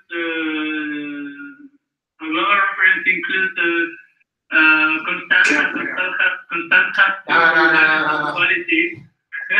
No, let's not talk about that. This is going to disappear. We're going to get a. No, I just say this is not an open problem. Well, this is an open problem because like when making this attack in the kernel, you're supposed to implement equality in a different way because yeah, I mean it's not so clear what is the notion of equality for a global reference once it goes to the kernel. So this is something we need to solve. Why not? In my opinion. I mean, the kernel names basically. Yes, exactly. So the kernel knows how to compare them. No? Yeah, but there are two ways to compare them. The canonical on the user. To compare kernel names. I mean, to compare, yes, but to say they're equal, no. Yes. Yes. Yes. There are two equality functions on kernel names. But you want the canonical. No is scary. And the fact is that the checker is currently broken. Uh-oh. What? The No, checker. it's being fixed. No. What? It's being, you mean? Or it has been? Yeah, it is being. It is being.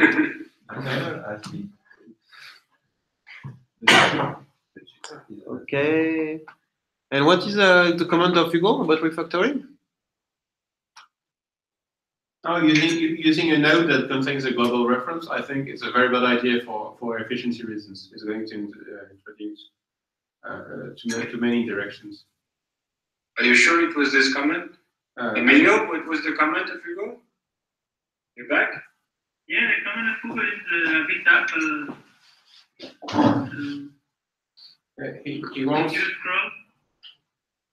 He wants a glob ref node in the cluster thing. And, and it's true that it would factorize code, but it's probably very bad for performance. You have one more interaction? You have one more. I agree. It's true that in Clojure it wouldn't, but like it would still be probably. I think like allocating, it would allocate the main. We could try, but I would bet for efficiency consequences. Yeah. So. Yeah, I was thinking we can. But I think you can mark this as least progress, and hopefully, yeah, you're right. This needs progress for 8.9. So maybe we can all of us think a bit what thing to try. So I don't know.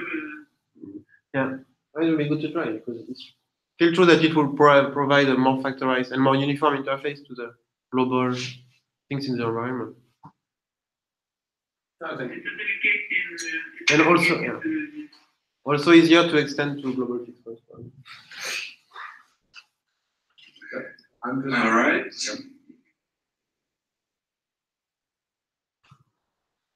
Okay. Can we make a little break? It's 4, almost. Yes. One more before the break. Yeah, this one is quick. Okay. I hope. Maybe not. Still a break. I would like to stop around 5 myself. So my presence is not that important. What is that one name? Thread Ivermap to fix Ivermap 6 minutes. So Emilio, can you lead the discussion on this one before the break? I'm just put a list progress and 8.9 and that's okay. Put out, yeah. It's big? We should. I already did so on the previous one. That's what you meant.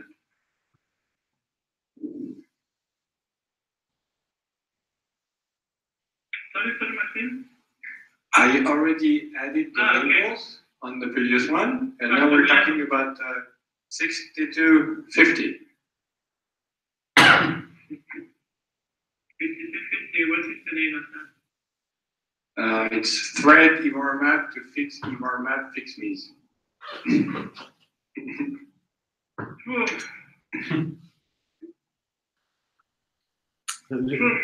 is about like insert. Is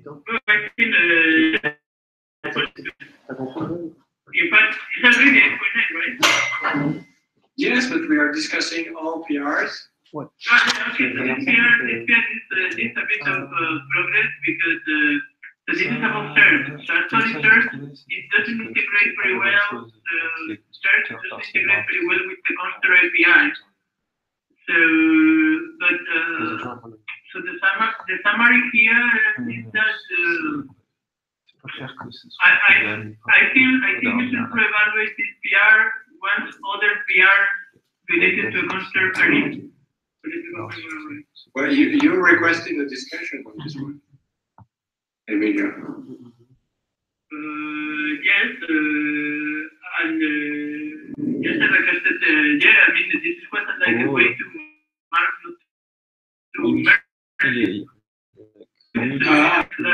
So you're supposed to write with progress. If no other action.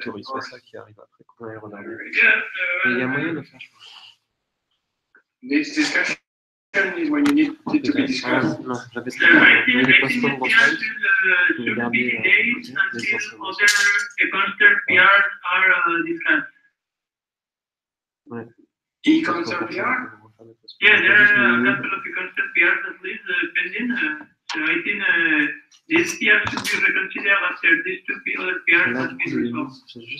Maybe there is a problem of semantics of the needs discussion label. When there is both needs discussion and needs progress, what is the most important thing, progress or discussion? I tend to select, when the working group time comes, I tend to select PRs that have the needs discussion label. Yeah, but maybe we should give priority to the ones that don't have also the needs progress level. Okay, but this one didn't have. I just added it. Oh, really? Okay. So, Sorry. So Emilio, what would be good for me is if you can add a comment pointing to the other PRs on the concern that you mentioned. Yeah, I did that. And then I think it's fine. We can have a break. How long do you want the break to be, Mathieu? Yeah, how long? 10 minutes, 15 minutes? 10? Choose a given number. Give them it. Is there a way to buy you a coffee, by the way? How much is the coffee there? C'est vachement bien. Documentation has changed since you last contributed 2 days ago. Take a look before submitting an issue. Et GitHub encourage à retourner voir les contributing guidelines avant les changements. C'est vachement bien. And please update your eyes. C'est le séminaire en fait. C'est de répétitif aussi avec. C'est juste.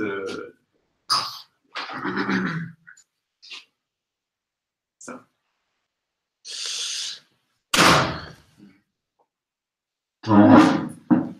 C'est pas très important. Mais c'est cool qu'il encourage à revenir voir les contributions. Là, tu l'as fait.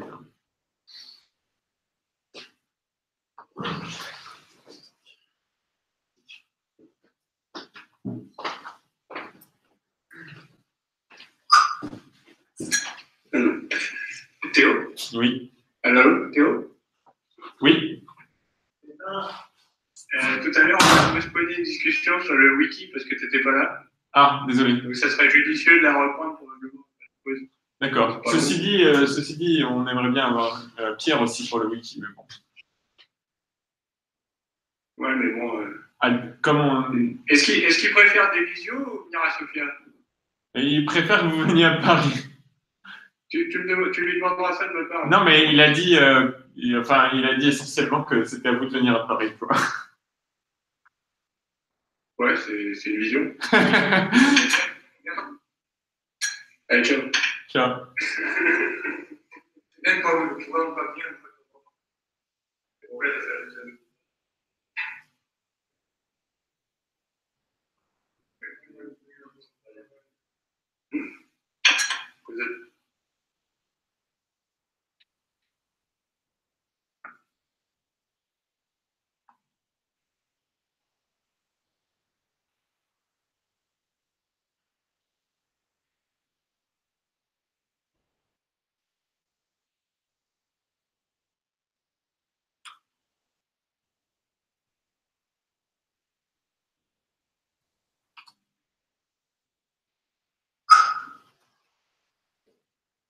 les gens aujourd'hui. Tout est vide dans la pompe. Ouais, je n'en ai aucune idée. Tu m'aurais dit c'est vendredi après-midi, je vais pas croire. C'est lundi. C'est vendredi après-midi, je trouve ça. Mais oui. Et si on avait été jeudi, il aurait été passé jeudi. Ouais, c'est déjà qu'on a refait les millions. C'est cool. Vous avez coupé le micro. Le micro de la conférence Zoom est du stream probablement. Oui, c'est ça. On doit être sur YouTube. Ils nous entendent là, ils entendent. Non, eux, ils nous entendent pas, moi qui branche sur YouTube. Et là, c'est-à-dire qu'on a un micro pourri pour YouTube, c'est ça? Oui, et on a un vidéo pourri. On vous entend les vidéos. Ah bon? Ah bon? C'est vrai. Mais C'est l'autre qui a été coupé, alors tout va bien. Alors qu'il sait juste pour que mais c'est bizarre pourtant. Genre, vous nous entendez là? Tu l'as bluffé là. Ah non, là, ils nous entendent plus. Mais je sais pas pourquoi ils nous entendent. Il était blanc là, non? Il était bleu, blanc. Je crois qu'il était rouge. Il était rouge au moment où il nous a dit je vous entendais. C'est rien. C'est bizarre. il a peut-être dit ça. Bon, Juste comme ça parce qu'il voyait vous parler. C'était du bluff. Mais sinon, il aurait dit, un truc un peu plus précis sur ce qu'on racontait. Ouais, c'était quand même en rapport avec ce qu'on racontait. Non, mais oui, mais en fait, parce que Ah oui, mais ça aurait pu être très très général, tu vois. Ah oui, ça aurait pu être on parle de je ne sais pas. Je peux pas regarder sur YouTube.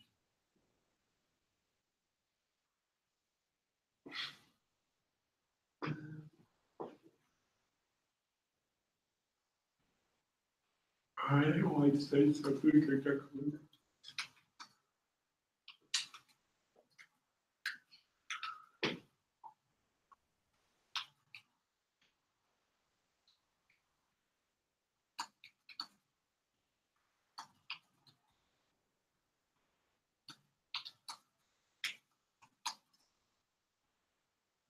est mort.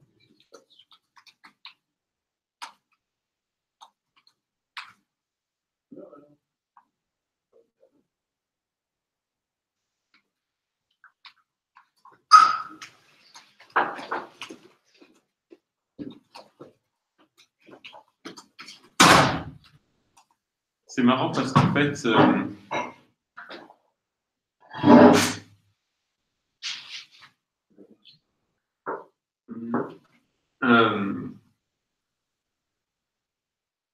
oui, c'est Mathieu qui a demandé une pause. Ouais. Et nous, on est tous là par lui. Si, j'ai déjà fait le café. Ouais. Et lui, il a besoin de 10 minutes pour pouvoir aller fumer.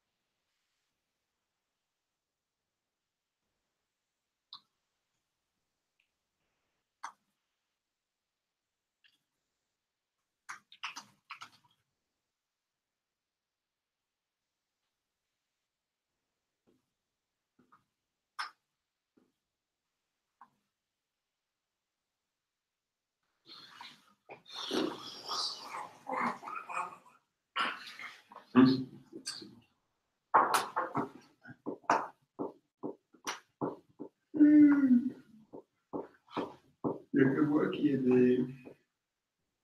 Je n'arrive pas à me connecter à Zimra pour Iria.fr. Moi, je n'ai pas. Personne n'a de compte Iria. Je peux continuer si tu veux. C'est quoi le truc? Je sais pas. Thunderbird m'a empêché quand je me connecte à. Et t'as essayé de te connecter directement sur le site? Ce que je suis en train de dire d'ailleurs. Sur le passage. Il a l'air d'être quelque chose. Il a l'air d'être down parce qu'il est en waiting pour Zimra. À mon avis, c'est down. T'as réussi à récupérer des tables sur T'as pas retouché depuis? Non, c'est toujours à 22%. les allocations en plus, ça va coûter cher. Plus pour un boulin, c'est un peu con.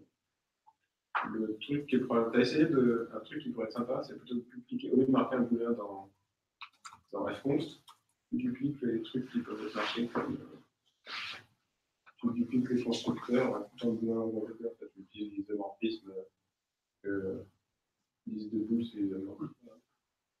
Alors, F relevant find, F irrelevant C'est find. ça, ouais. Ça va être un peu chiant, mais si tu veux grappiller des pertes, à mon avis, c'est un bon plan. Que un mot dans la machine de réduction par un mot par truc, ça coûte cher. T'as pu continuer, je suis désolé de te l'apprendre. Oh, j'en ai jusqu'à 2020, on le fait là. Ah non, ça y est, ça marche là. J'ai arrêté de me connecter là. Hop.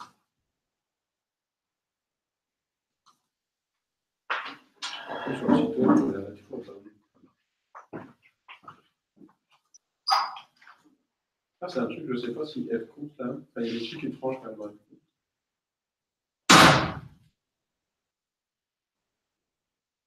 La conversion sur le mal.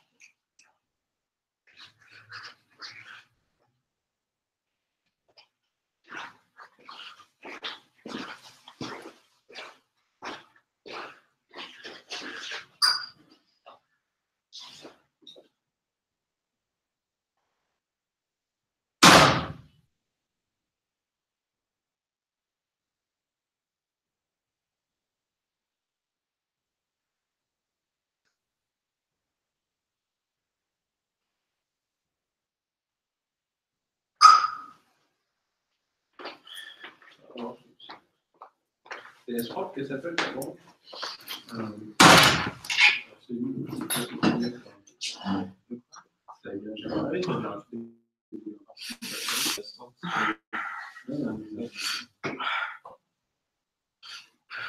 en fait. Donc ça, tu dupliques lambda, 3 délais. On a aussi dans les comptes et quasi info. Mais c'est vrai, tu peux les laisser parce que je pense que quasi info, je pense que alors, ça me paraît un peu étrange de. Oui, parce que ça c'est partage. Ça devrait pas changer parce que tu partages avec le terme sous-jacent. Ça devrait pas changer. Mais ouais, je pense que lambda 3 délais, enfin, le fait de rajouter un 2, c'est après. Un mot par. Il y en a beaucoup quand même, des lambda. Et t'arrives. C'est froid. Ça froid.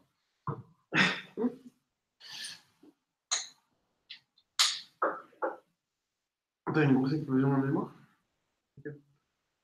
Quoi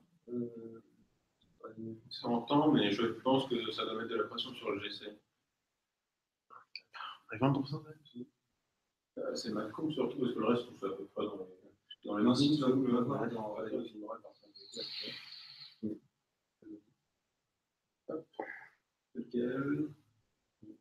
ça s'appelle S3.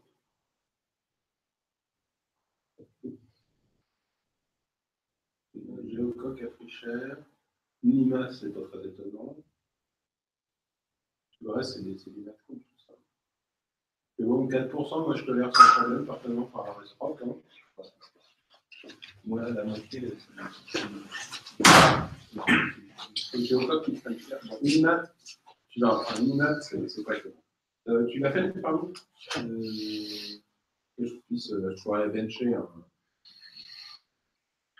oui, j'avais fait une parline, c'est déjà 9 sur Quand même, 9. Tu dis, je mets sur. Là, je mets pas comme ça. c'est benchmark to commit. Ah oui. Ouais, benchmark to commit. À la place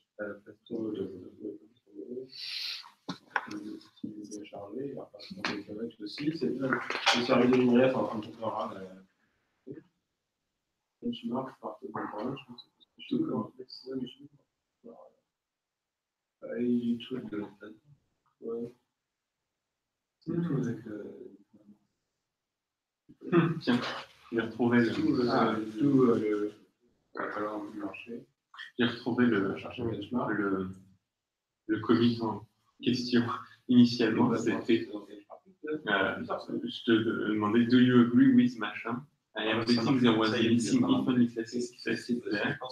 That's correct, it could be made into an independent bug fix. Et donc là, le message de commit, c'est this probably fixes a bug. Ouais, ça y est. Et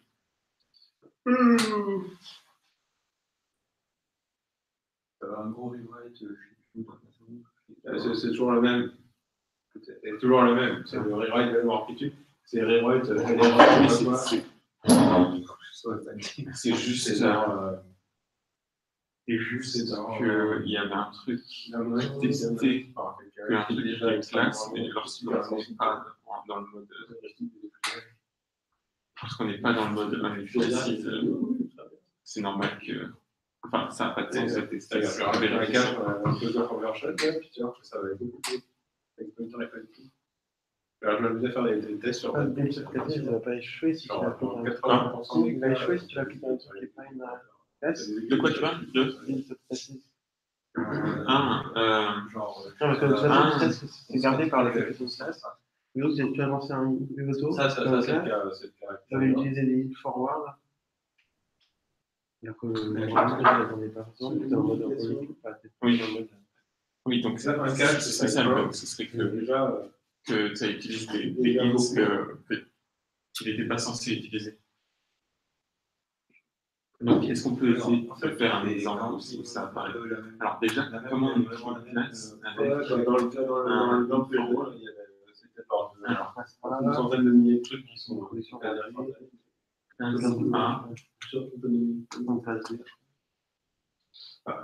Donc ma classe A, par exemple, elle est vide. Et ma classe B, elle contient une projection vers A. Donc P de point supérieur 1 comme ça. Ils sont maintenant avec le K-pop, c'est pas de point supérieur, c'est de point supérieur. Ils sont toujours. Tu sais qu'il y a cette invariant qui compare et maintenant, on va se faire la conversion. Ils ont intérêt à être distincts les deux, sinon c'est pas imprimer. Après.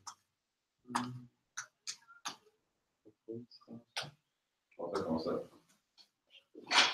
Donc là, l'auto devrait marcher, c'est ça. Donc souvent, ce qui se passe, c'est que tu compares deux choses. Donc déjà, ça marche pas. Et eux, tu les as déjà, tu sais, c'est souvent le même en fait que tu compares. C'est bien impliqué.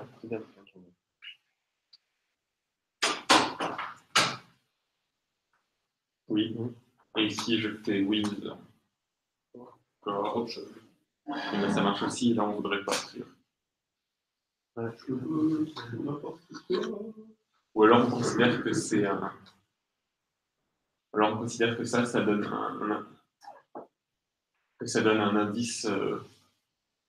Ça déclare un indice quelquefois. Qu'on soit en résolution. C'est pas très clair comme ça. Oui, et de manière. Faut mieux dire que ça, que c'est uniquement en mode.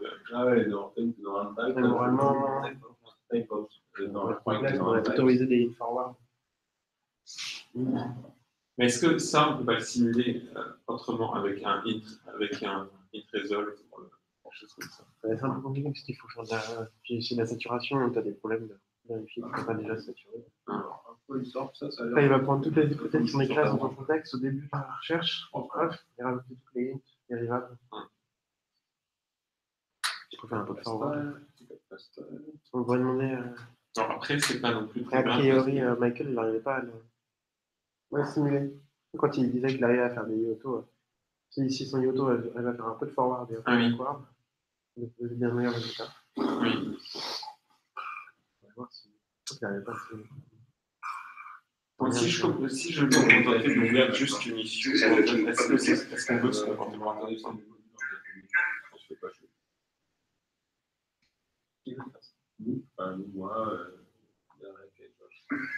Alright, guys?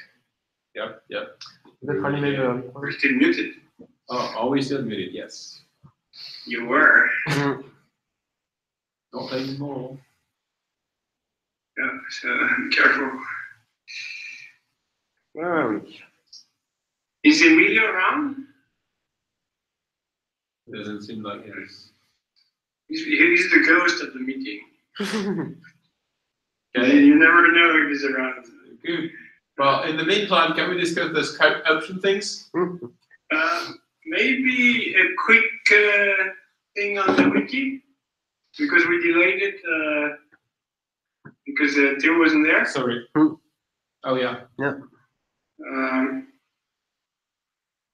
So, sorry, I'm doing too many things. So, Enrico, what did you want to say? You want me to click on button?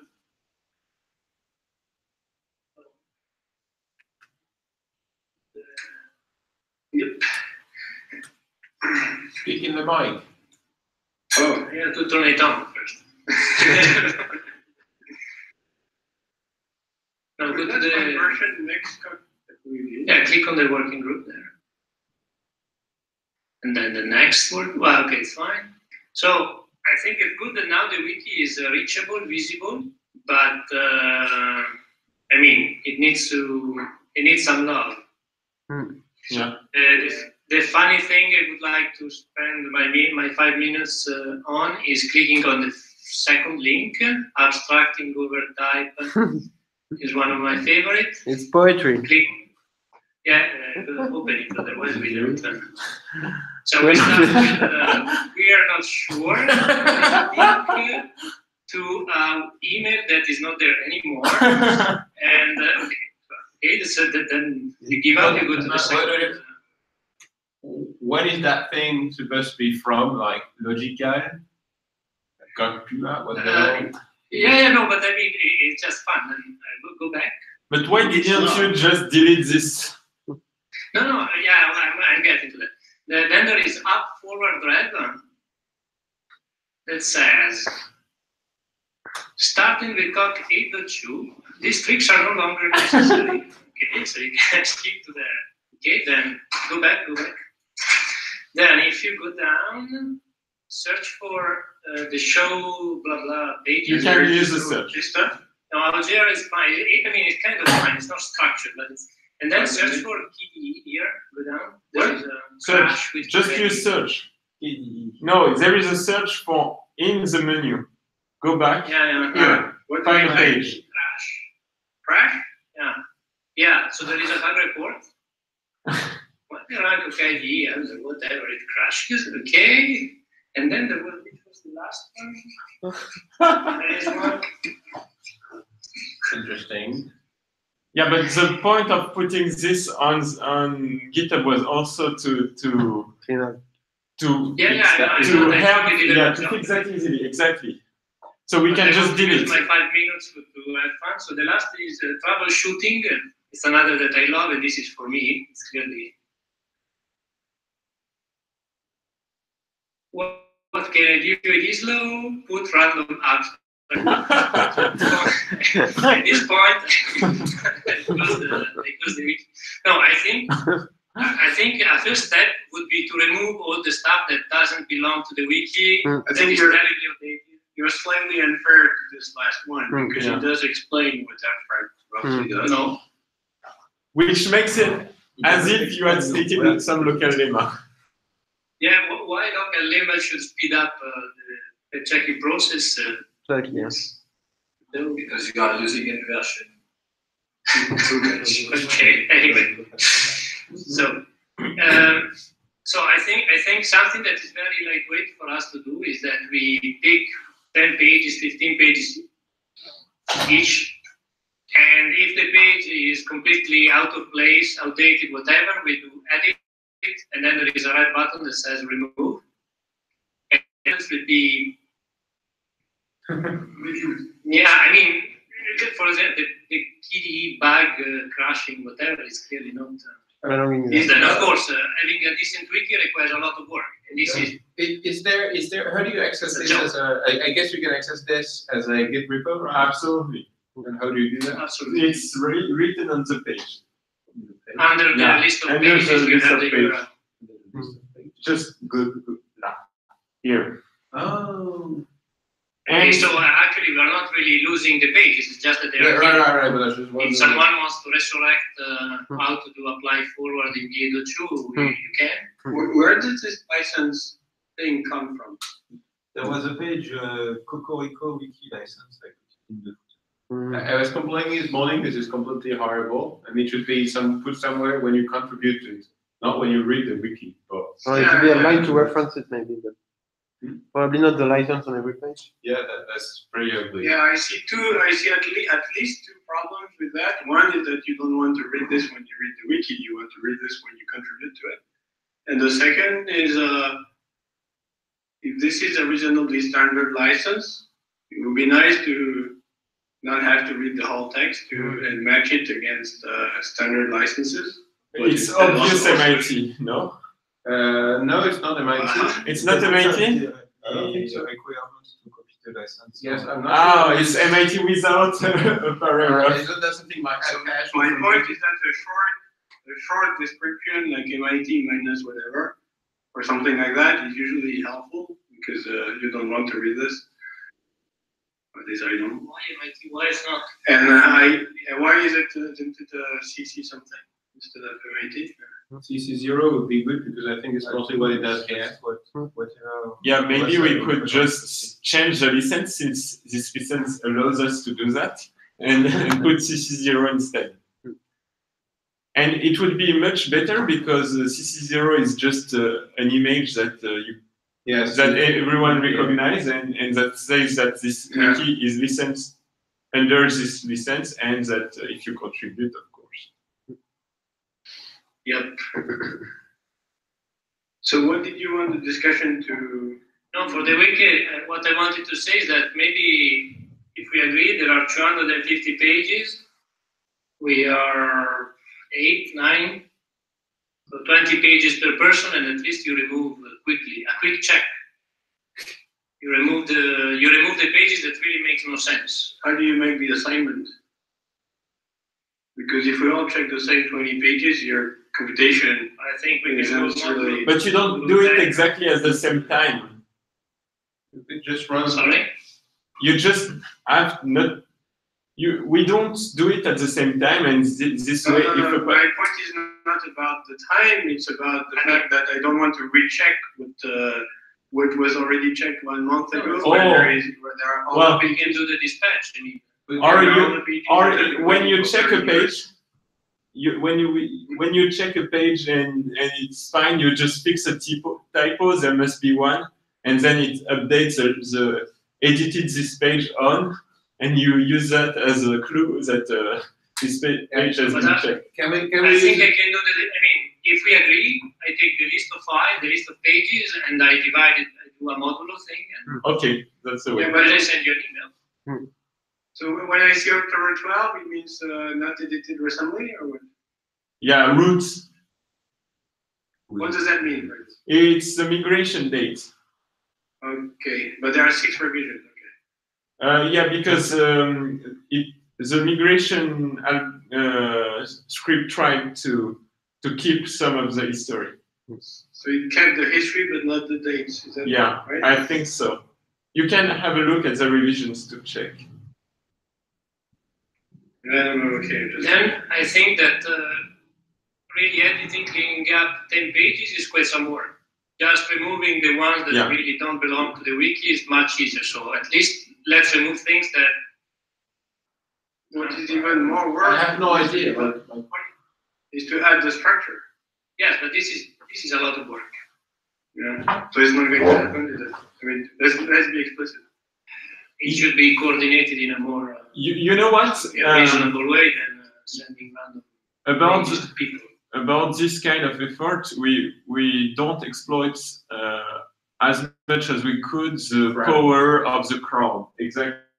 You know, this FAQ that was just completely outdated and that nobody wanted to update, and we even had 2 outdated copies that were distinct, one in the repository and one on the website. Well, I just I just opened an issue, send a call on Coq Club for someone to take care of this, and someone did, and now the FAQ is on the wiki. It's not anymore in the source. It's not anymore on the website. There is a redirection that Pierre implemented, and it has been some of the pages have been updated a bit. There is still more work to do, but I mean, when we ask for users to contribute, they do. Not all of them, of course, but you just have to find a few users that want to contribute, and they do. So we should more systematically use the power of the crowd when it's stuff that is just going to take time, but anyone can do. And by the way, this is related, but not the same topic. But still, we should use more the good first issue and help wanted tags, and then document this in the contributing guide and put them forward somewhere on the website so that people notice them and help us. Okay, so what do you propose to do for the issue I raised specifically? You want to make a call? I'm fine with it. For the pages that really are a shame. Sorry, I think I didn't understood correctly your question. What did you ask? So what I wanted to do was remove pages that don't belong. Yeah, I think this is sufficiently easy for us to do, and especially given that outsiders are not going to be comfortable removing pages. So this one we do. It's going to take, if you do the splitting, it's going to take us like I don't know, maybe 10 minutes each, something like that. So so this one we do. There are pages that I have no idea whether they're supposed to be here or not. Well, if you have no idea, you just leave them alone. But that's probably going to be the majority of the cases that are on that. Yeah, well, that's not. We can be tagged. So Pierre-Marie said the problem is that for most pages, I'm not going to know whether they belong to the wiki or not. So I said just keep them in that case. Can we add the tags to the? I really didn't try to use the wiki. I don't think we can add a tag to the page, but we could open an issue to track that. We just do a list of pages with unclear status in a new issue. Anyone can edit the description. Well, anyone in the organization can edit the description, and that's a way to track it. Okay. Enrico, you were not very brave-hearted with the 8.2 thing. Like, there's a page that is mentioning the fact that it's compatible with Coq 7.3, and it's actually using the 7.3 syntax. What? The name of the page? What's the name of the page? Not finite primes. What? Not finite primes. In one word. It's compatible. Maybe they meant compactable. Because we compacted with. And look at this beautiful syntax. And what I see is that they were using proof. I thought that we could keep that syntax, so please be respectful.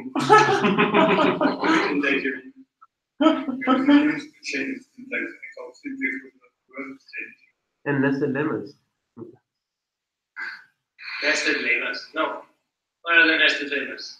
Oh, double addition. There is a call to double induction. But the overall structure looks cleaner than many things. What did you just say? Yes, it's a good advice for the readers to name Lemma P9.2. Many brands. That was the first proof. It is page 9. It's by Russell O'Connor. Okay. It is first cause proof. Anyway. Okay, so ask everybody to collect this best page.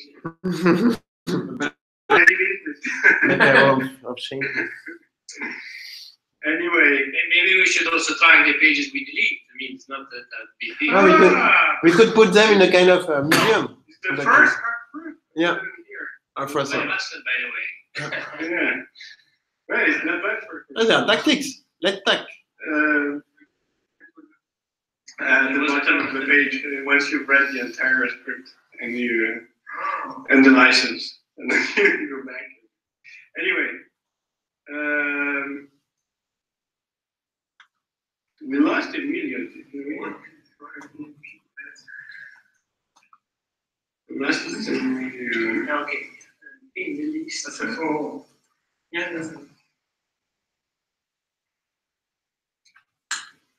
But the extension is round. Does there exist a list of round of this? And it doesn't exist a list of the problems. Was there anything else we needed to discuss that doesn't involve Emilio? Scoped options. Yeah, it's a good time for scoped options. Well, it's always a good time for scoped options. So Pierre-Marie, So, this is a feature that allows to do things that are currently not possible. And the thing is to be able to define an option in a module, say, or in a file that are triggered whenever you import the module. Because currently you only have two ways. There are only two kind of options. There is the local option. So local option means that it's never escaping its code. So there is no, just acting locally. And the other one is the global, but bad global, like global at required time. So each time you require a file, if you set the global thing, then everything is tainted with that. And this is completely broken. You don't want to have this behavior. The behavior you want is the well-scoped things where you import, like the typical use case is like you're writing a library that is using consistently a set of options, but you don't want the users of the library to actually have this kind of things set. So what we would do, like what you do currently is like, there is no good way to do that. The good way is to duplicate all the options at the beginning of each file. So it's a real mess. And what this feature allows you to do is to have one file per library where you write all the options, and you import that file in every development file. But it doesn't force, contrary to the global option thing, it doesn't force your users, like your clients, to enforce the same options. And this is done in a very simple way. Currently, there is no difference between global and no-modifier of options. And this is just, local and no-modifier. And what this hatch is doing is to separate both, so that so that local behaves as before, and not putting a modifier means import scoped, which is mostly what every other object in the lib stack is doing. Like everyone in a different way. Morally, they should be all behaving the same. Like global is very bad. Global at required time should be chased out of the documentation. And there is a very easy transition path. You just set and replace set, like look for how do you call it, caret, whatever it's called in English. Yeah, caret, I think. Very complex accents. Like you just replace every beginning of line set by local set, and it gives you a forward compatible file. And that's it. And it allows, yeah, so I've been mandated by people at the NPI to defend this until my death. Okay. Yeah, but Emilio is not here, so it's easy. I think he's here, no? Yeah, what you mean? Nobody expects the Spanish Inquisition. Now that you mentioned me, I think that Germany says this is just on par with notations. This is just putting in options on par with notations and other things, right? So yeah, I'm not sure. I mean, it can be worse than it is now. I mean, like. So yeah, it's a bit of a mess. Like the current problem now with importing mothers is that sometimes you get conflict. So you could get some conflicts with the options too, but I guess that's the user. No, you don't get The conflicts. other problem I see is I'm not so convinced by the migration strategy. So if we look at it again, so I'm a user of Coq, I update to the new version. My library does crazy things, and I need to figure out why. You look at change. You look at changes and you see that now you should do. Yep. And I see many things. Okay, so most likely I don't have time to read. But Well, we cannot take the breaking But changes. my I point think. is not even that. Is that probably the problem with that? So I'm not saying we shouldn't do it in an efficient way, because what will most likely happen is I have a precise error that I see that is the consequence of the value of an option having changed. But the probability that, so what I will look in changes, I will not look for changes of option behavior. I will look for something that is related to the concrete error I see. And it could be a type class error. It could be, I don't know. Obviously, it can be anything. But So what I'm saying is that postponing is not reasonable either, because like this is a design problem of the option system. yeah, no, I'm not saying we shouldn't do it. More like if we do it, What happens? we should put a special stress on the fact that the first thing people should do is to switch all their set to local set, and maybe then start using the new set construct. And I don't think it's a good idea to rely only on changes, on the changes file to communicate that. Yep. Yeah, you could put an info message saying the semantics change a little bit. So if you prefer, we could go for, so there is an option, so there is a third way advocated by Guillaume, I think, is saying that we could have another syntax for the, that one. Yeah, but the way he sells it.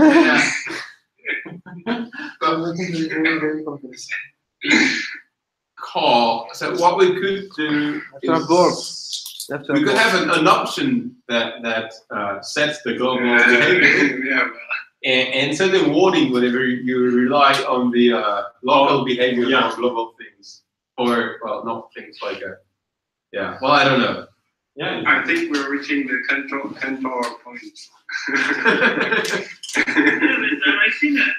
But actually, maybe another proposal is the Danish one. Like, now given you're gonna break things, and maybe I'm not so sure why you are focused against like keeping global deprecated as is. Because I think what Arnaud's proposal is what really makes sense. Like, nothing should be, no notation or kind of this kind of stuff should be like happen at required time. Yep. So global should be like deprecated, and then you should have something like a sport notation or a sport, and this will be very convenient. For instance, many times you declare a coercion. Like in many cases, you reset a section and you want some notation, you have to declare it on site. Yeah, even if that has other problems with cooking, but maybe you could declare a sport. I have been endowed with the power to fight to death for this to get into a doc page. I will not leave this room before we take a fucking decision on that one. And if you close it, I'm pretty sure we're going to pay Serbian people to kill you. I'm just saying. So, but a solution that would be okay for MPI people would be the export syntax and deprecating the global one. I don't give a shit about the syntax. We need the feature, and the point is, yeah, right. Seriously, we could have this is workable. Did you discuss the export possibility? So the dedicated syntax? Yeah, that will solve the compatibility, right? So Yeah. We could do it in two steps. Hello. Maybe first. Someone is connecting from Nantes. Who's that? Simon? Hello. Asia. Coucou. I see Asia. Ouais. No? Oui, c'est Asia. Hello, do you hear us? No. Ah, yes. But we don't. You're probably muted. If it's Asia. It's delivering a very good digital experience. That I can say. Right. Yeah, I didn't tell you, but we're going to have advertisement breaks now. Anyway. So, I'm not sure So, just to be clear, because notations were mentioned, there is a part of this discussion that is kind of specific to options, and there is a part that is more about the scoping of all constructions. Yep. Yeah. Right? I'm not sure why. No, you're not sure why there are. It needs the same mechanism, no? Because for the libObject, is the component taking care of this stuff is treating all the objects uniformly. Exactly. It's an optional notation. Yeah. But so I see two questions because of this lack of uniformity. One is, what do we want the behavior of options specifically to be? And the other one is, do we want to make do we want to get closer to more uniform behavior? Well, I think I mean, they're all objects.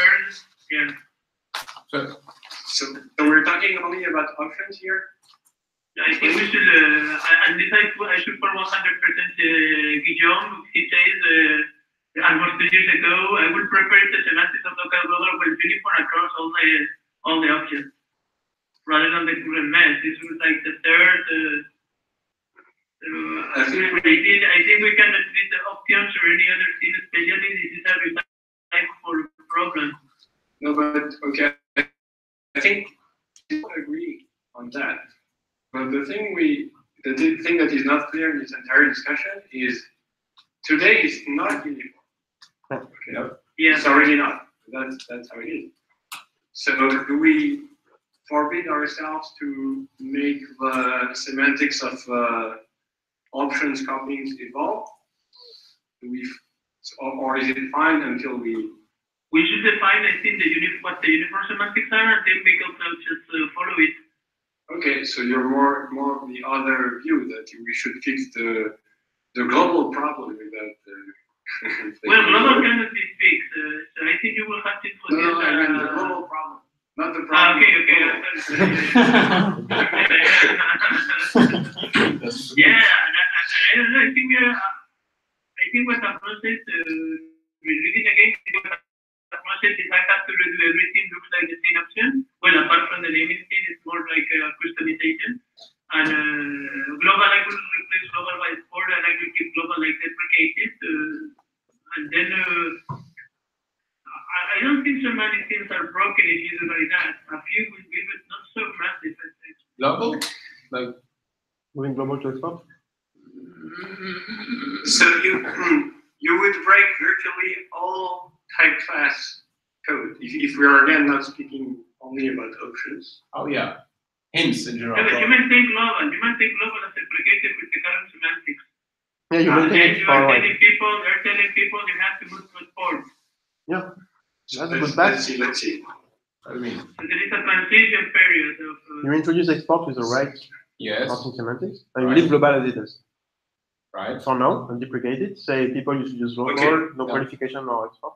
Okay. We deprecate global. Then. At the same time. What else? What else do we do? And we introduce export. Oh, both For 8.8, right? Yeah. Okay. Yeah. Export? Yeah. Which has the proper semantics. Export set or because it needs a. Yes, Oh, export export. set, but global set. No, but I thought this was okay. This is where the discussion is. It do we deprecate global set or do we deprecate global? Global set is working as required, right? Yes. We cannot deprecate global because there are things that are well behaved with respect to global and that have the three different semantics for global, not local. Yeah, that's why I'm asking. So global set. Global set. What is the thing that is well behaved with global? So type classes have a different type class instances have a different semantics as far as I know for global, at least in the non-loose behavior, whatever. Yeah. So local means local to sections, and Yep. global means it goes through module boundaries, but it's still not just required that puts them in visible as instances.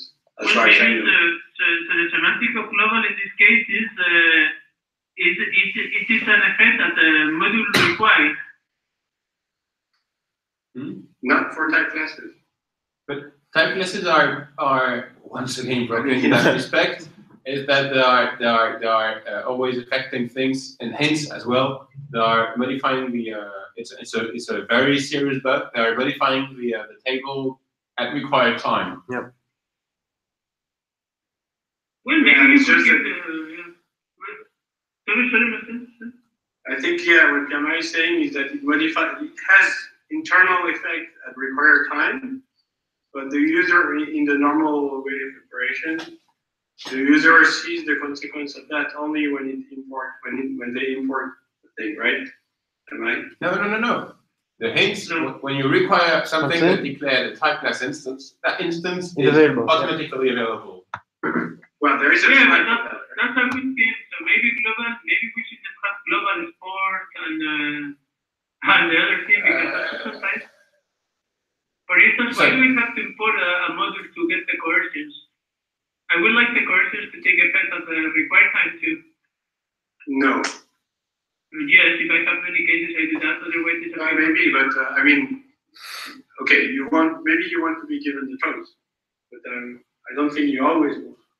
Yeah, so maybe you can say like export words with import, global words are required. Unique qualified import. Huh? So you could say, give me only things. It's a bit messy.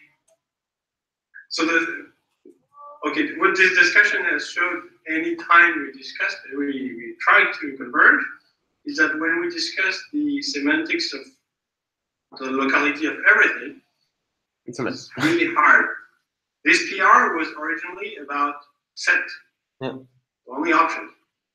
So I think we should I don't progress really into this. understand why we don't want to make the behavior of set better, even if we don't resolve immediately the global problem of the lack of uniformity, even if we agree with the problem. Yeah.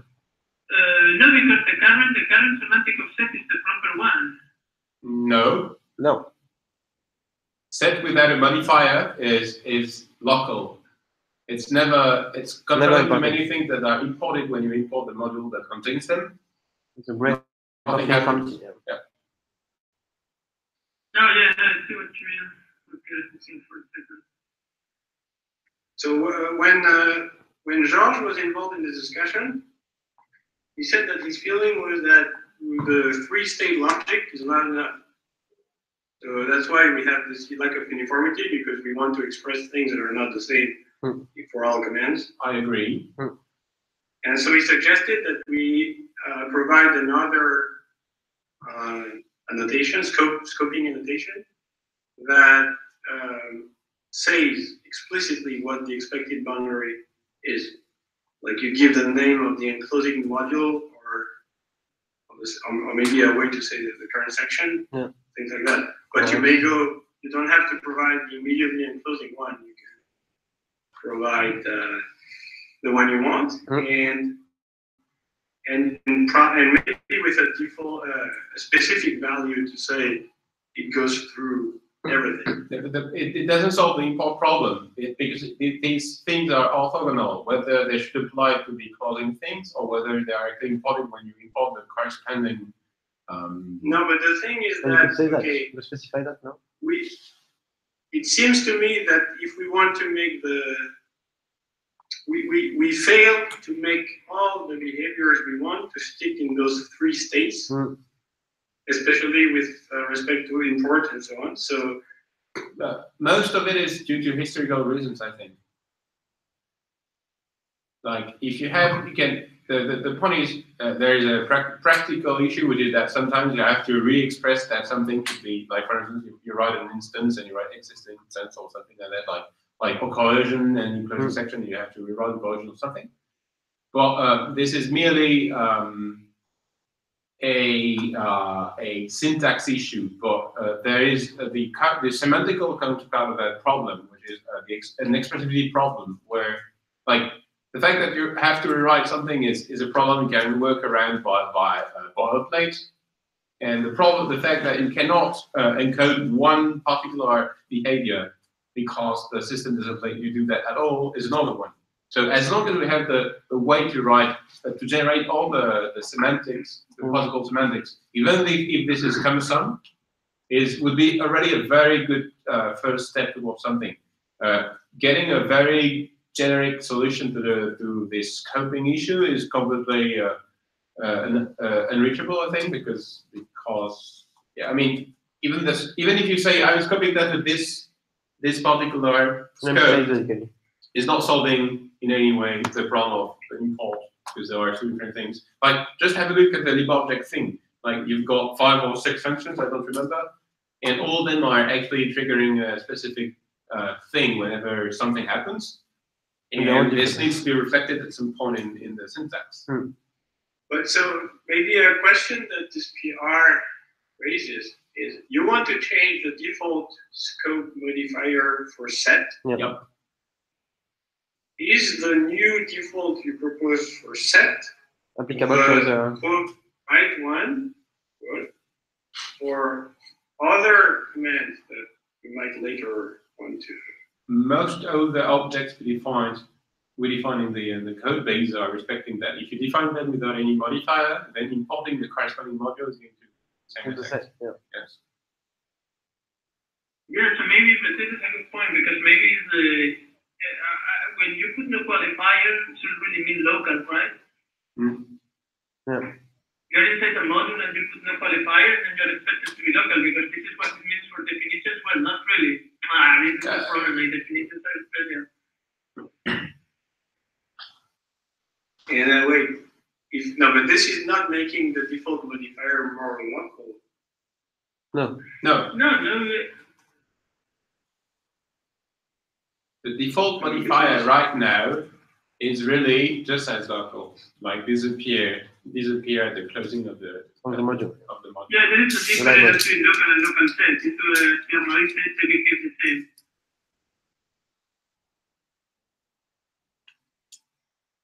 Yeah.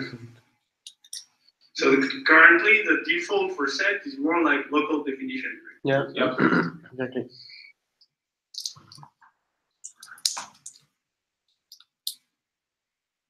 So concrete question. If we agree that this particular change for this particular command that is set goes in the direction of a more uniform thing, why not merge this, even if we don't solve the complete problem? Because backwards compatibility. You don't want this merge? You don't want this merge? Yes, he wants this. I mentioned, Emilio suggested that we instead fix the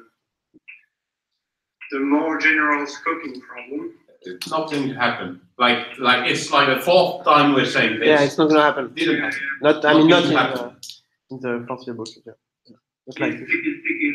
But the key question is whether this goes in the right direction for more uniformity, or if we're going to find out that this behavior or the default modifier is not the one we want. no, I think that one we want. That's not Commands in general.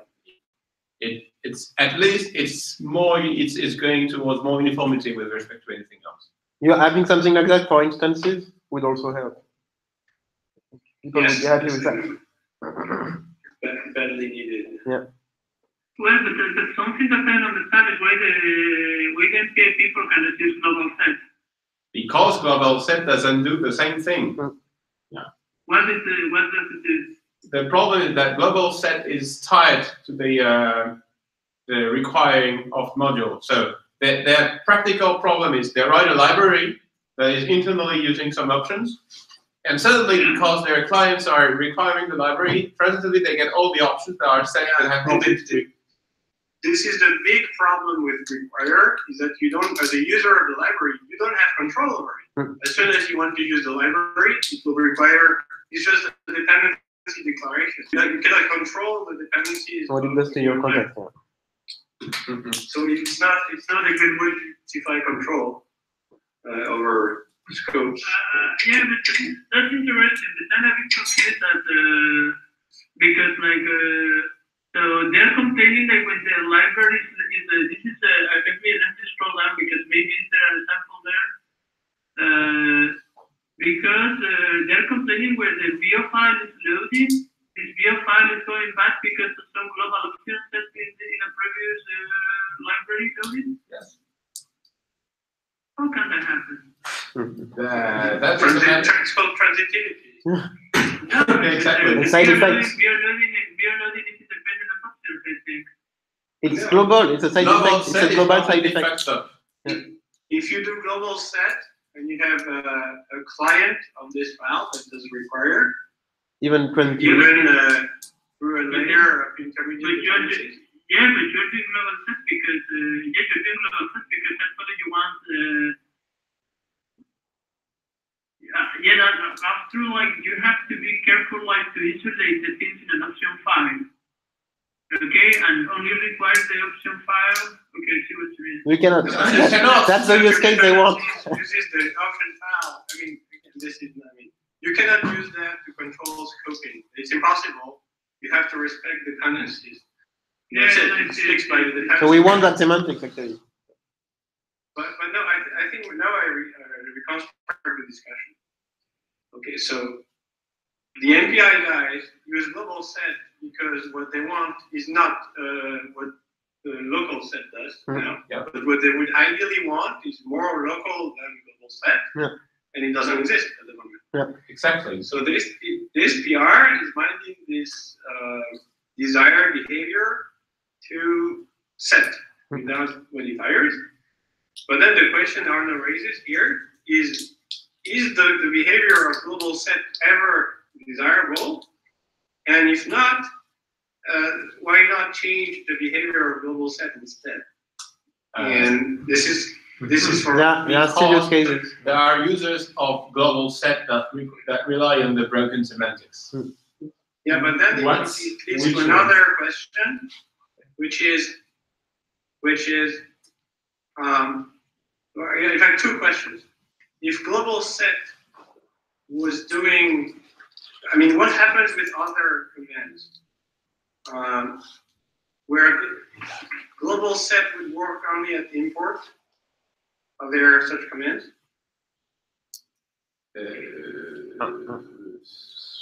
Global command would work only at the import. What is global coercion doing? Yeah, you need to have something like global coercion, otherwise it's a thing to use. So coercion, for instance, I have the feeling that coercion, which by the way was changed rather recently in phase 3 in terms of scoping, is going more the road that Arno is suggesting here. No. So I'm fearing that this uniformization effort is not doing the same thing on all those commands. So that's the fear. Maybe that's not true. But you see my point? I see. But in general, the general rule of thumb is that global is not doing the thing you want it to do. not only for sets. For sets, yeah. It's in general is doing fancy things. And no, but okay. Imagine we forget about compatibility constraints completely. Completely. And we have an ideal goal, and we need to assign behaviors to global command, and local command. For all commands. What would we pick? Did you know that there is a general documentation of local and global? Where is it? Controlling the locality of commands. Okay. So, and it explains the four possibilities, the four possible behavior for this command, for this prefix.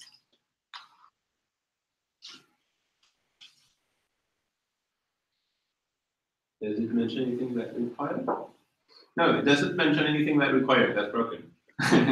It's hand-waving documentation of what the set and unset commands belong to this category. That's the fourth one. The fourth one.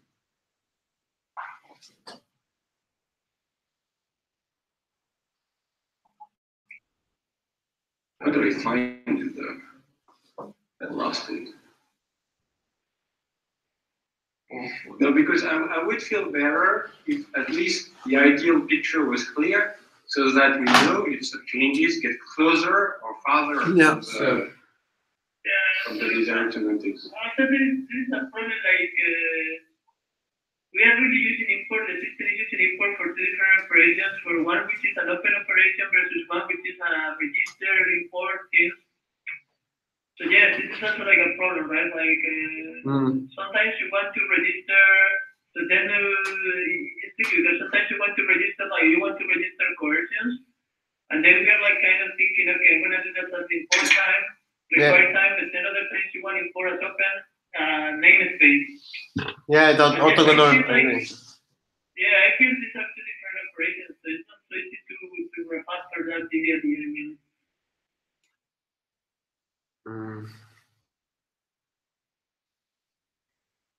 Saying essentially there are two booleans, and this is whether you're doing section or module, which is completely crap because it should behave the same. Like there is one problem, and it's mixing two kinds of behaviors, which is what is called in the implementation jargon the revealed or something. What we do at the end of the section. And it's just importing that thing, but like we don't understand sections, so it's just importing our misunderstanding of sections into the problem of things in general. But if we forget about sections, so can you say what was done for coercions? Because it's the most recent change I have in mind. Well, according to the reference manual or according to the documentation? According to reality. The implementation. Where is the one defining coercion? Because if what we're doing here for set is not the same thing, I find this suspicious.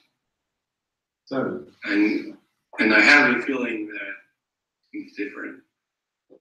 Oh, I remember that one. There is code that doesn't make any sense. That is trying to okay. No, I don't want to talk about that one, please. Like there is a hack. Say it. Okay, there is a hack to. There is an option that controls the behavior of the required versus not required thing. That is completely doing the wrong thing. That is relying on an option that, so there has an interesting bug at the MPI with that, where the option doesn't get set, it gets imported because this is imported as an option, and then it's reverted because the option is set somewhere else, and then, no, okay, the behavior is controlled by an option, and this is a problem when you have global options. And the order of required is actually relevant, and things like that. So the implementation is completely broken.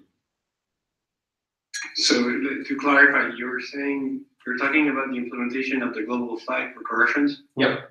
Yeah. Yes. Yes. Okay. So local. So you just you just told me the implementation is broken. What was the intended behavior? So if you don't touch, if we assume that the change has been done in order, so the intended behavior of the change is that when you do not import the thing, then you just require that you don't require it. So it's basically what Anna is suggesting for global set, right? Changing the semantics of global set. Is that right? Yeah, it's the same. It's the same as what you propose for set. Yes, but I'm not sure it's actually given by the global thing. Let me check what is stored exactly in the. What Anna suggests is that instead we could have limited global set to work only at import, which, if I got it correctly, but I'm not sure at all, sounds like what you were saying was intended for versions. Yeah, but again, there are use cases of doing it at require that cannot be easily implemented if you choose the semantic. Then I'm starting to be worried because it means on the last two commands for which we reworked the semantics of scoping flags, we are not going in the same direction. Yeah. So there is no way that we are going to reach uniformity anytime soon if we do that. So what was the plan? The problem is exactly what Matthias, because the problem is sometimes now we are using require. I think that's why require should not do anything. I think we'll agree on that. But then sometimes we want to do a require and import. I mean, we want to get annotations, maybe like versions or some instances. We want to get the linear scope, but we don't want to open the namespace. And this is basically the corner we cannot handle now. Yeah. Yes. So in a sense, we have like many states, but for require we have only two states, which is require or require import. And then on the specification level, we have can be worked around. It can be worked around by feature request to have certain classes. Right. But you can design your library in a way that prevents you from doing that, which is just by running a submodule that does all the things you do, and you import that submodule like submodule notation, submodule blah, and you can work. It's heavy. That's what Mathcom does, but it's very verbose. Yes. And it has other drawbacks, like you have to repeat some information sometimes because you want to start using them earlier. It's a workaround. So I had a look at coercions in the implementation. So as most of the things, they're actually not using the global thing. Like the only two behaviors you want are either nothing or local. Local means disappear at the end of it, never get imported, either at the end of the section or something. And the no modifier means that if you import it, then it's going to be in scope. Global coercion the same as coercion? I guess so, reading from the code. So it's still compatible with this change then. They would still disagree on what global does, but they already disagree today. And on the default modifier, they would start to agree. Yeah. Right? Yes. So they're getting closer. There is progress. There is progress. Is that accurate, or am I just? I think. If you follow the bandit patch to have the old behavior, but I'm not sure how many people are using that. I don't know. You're suddenly very dark, guys. Yeah, the sun went out. Yes. So. Do you have lights in there? If you put the lights. You can put the lights on. So what is the conclusion? There is none yet. For me, it's fine. Okay, if I have the feeling right now, maybe it won't last long, but this is going towards more uniformity rather than less. So I don't see any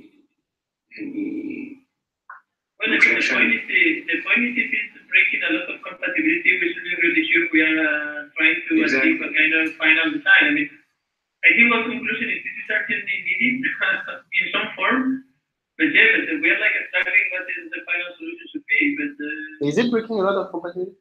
Yes, everybody is writing set instead of local set.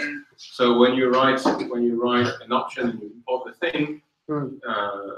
then you will get the Yeah, but that's clearly wrong. yes, I agree. Okay, there is a strong change. Maybe we could try to do a table with all the use cases. So in this case, discussion tomorrow. In this case, the incompatibility can be solved by a small script. Set, one line set. Yeah. That's Yeah, the problem is not making the change, it's more like to be aware that the change should be done. Yeah. But this we can communicate. Yeah, I think if we assume the change is the right one, yeah, but this is still not so clear. Like this subject is still not so clear that the change is the right one. If we assume the change is the right one, then I think like it's very easy to fix. Okay, the only problem I see with that, with the new behavior, is that maybe when some users write a quick option, set printing all, or I don't know what, they don't expect clients of this file, even if they import the file, to inherit the. No, it's just by site. Okay, so basically they have the local semantics a bit hardwired in their mind for options, because they see options as a quick way to hack around in this particular file. But that's a UI problem. No, but this is maybe the point. I really like it's not agents, and this maybe will also provide using a port. So maybe it's not agents. So we should go the other way. Like it's maybe not agents and all the other options that are not open added in import. This like should be made local by default. Yes. This is another choice, and then you will have to say default. But this could also solve the duplication maybe of the port thing. I don't know exactly how, but Yeah, because there is an export construct. yeah, because the current more model is things very local by default. They require But export be aware, small things. Emilio, you made a very good point that if we are going to break a lot of stuff, we should make sure the design is final or reasonably stable. But in fact, we already broke stuff. Like I took the corrections example because many things broke, and I remember huge parts of Mathcom had to adjust. I mean, the change was very straightforward, so it didn't take long. It was a bit like this, right? But we did break stuff, and so if we don't, if we go for a different route for set by adding a new export syntax, we would then probably change twice versions to export syntax to correction and change the default behavior as well. So Yes. But having an export syntax would have the right consequence of splitting the problem of scope and importability. Like you could have a scope-based thing where you say, "Oh, I'm alive until that many levels are closed, but as soon as I'm in scope, if that scope is opened, imported, sorry, then actually please do whatever you should do." yeah, I think that that's the solution. An export with an argument is the solution. George advised. No, it's not. It's not the same thing. Yes. The depth is completely uncorrelated to the export or not. These are two axes. Also, your export Well, would be not putting the export is a way to specify a specific value. No. Export means if my unit is imported and I'm alive when this is happening, then do the same effect. But you don't stay alive until alive means I'm active. The number. So there are two. Yeah, I got you. But so imagine you have a module M. Yep. Or a module M1, and inside it a module M2. Yep. In M2, you define something with scope, export. With I don't know. No, sorry, not export, but with scope M2. Yep. You close. Sorry, with scope M1. You close M2. Yep. And then that precise moment, stuff is still visible, right? Yes. But if you import M1, nothing happens. But inside M1 here. If you're just at the level of M1, yes, you're still active there. If you close M1, then this is not active anymore. And if you import M1 or M2, nothing happens. I see. Or if you put it export. But would it make sense to conflate the two? No. Well, that's what we're doing currently because most of the things are actually of that form. But for a few cases, like definitions, for instance, definitions are super global currently. You get them, except if you use the local modifier, you get the thing to be available. You can always the local modifier. Yes, okay. Local definition. Yep. Is it available? There is no way. That was not the thing the MPI people were complaining about. There is no way to make a really non like how do you call that? Like a private.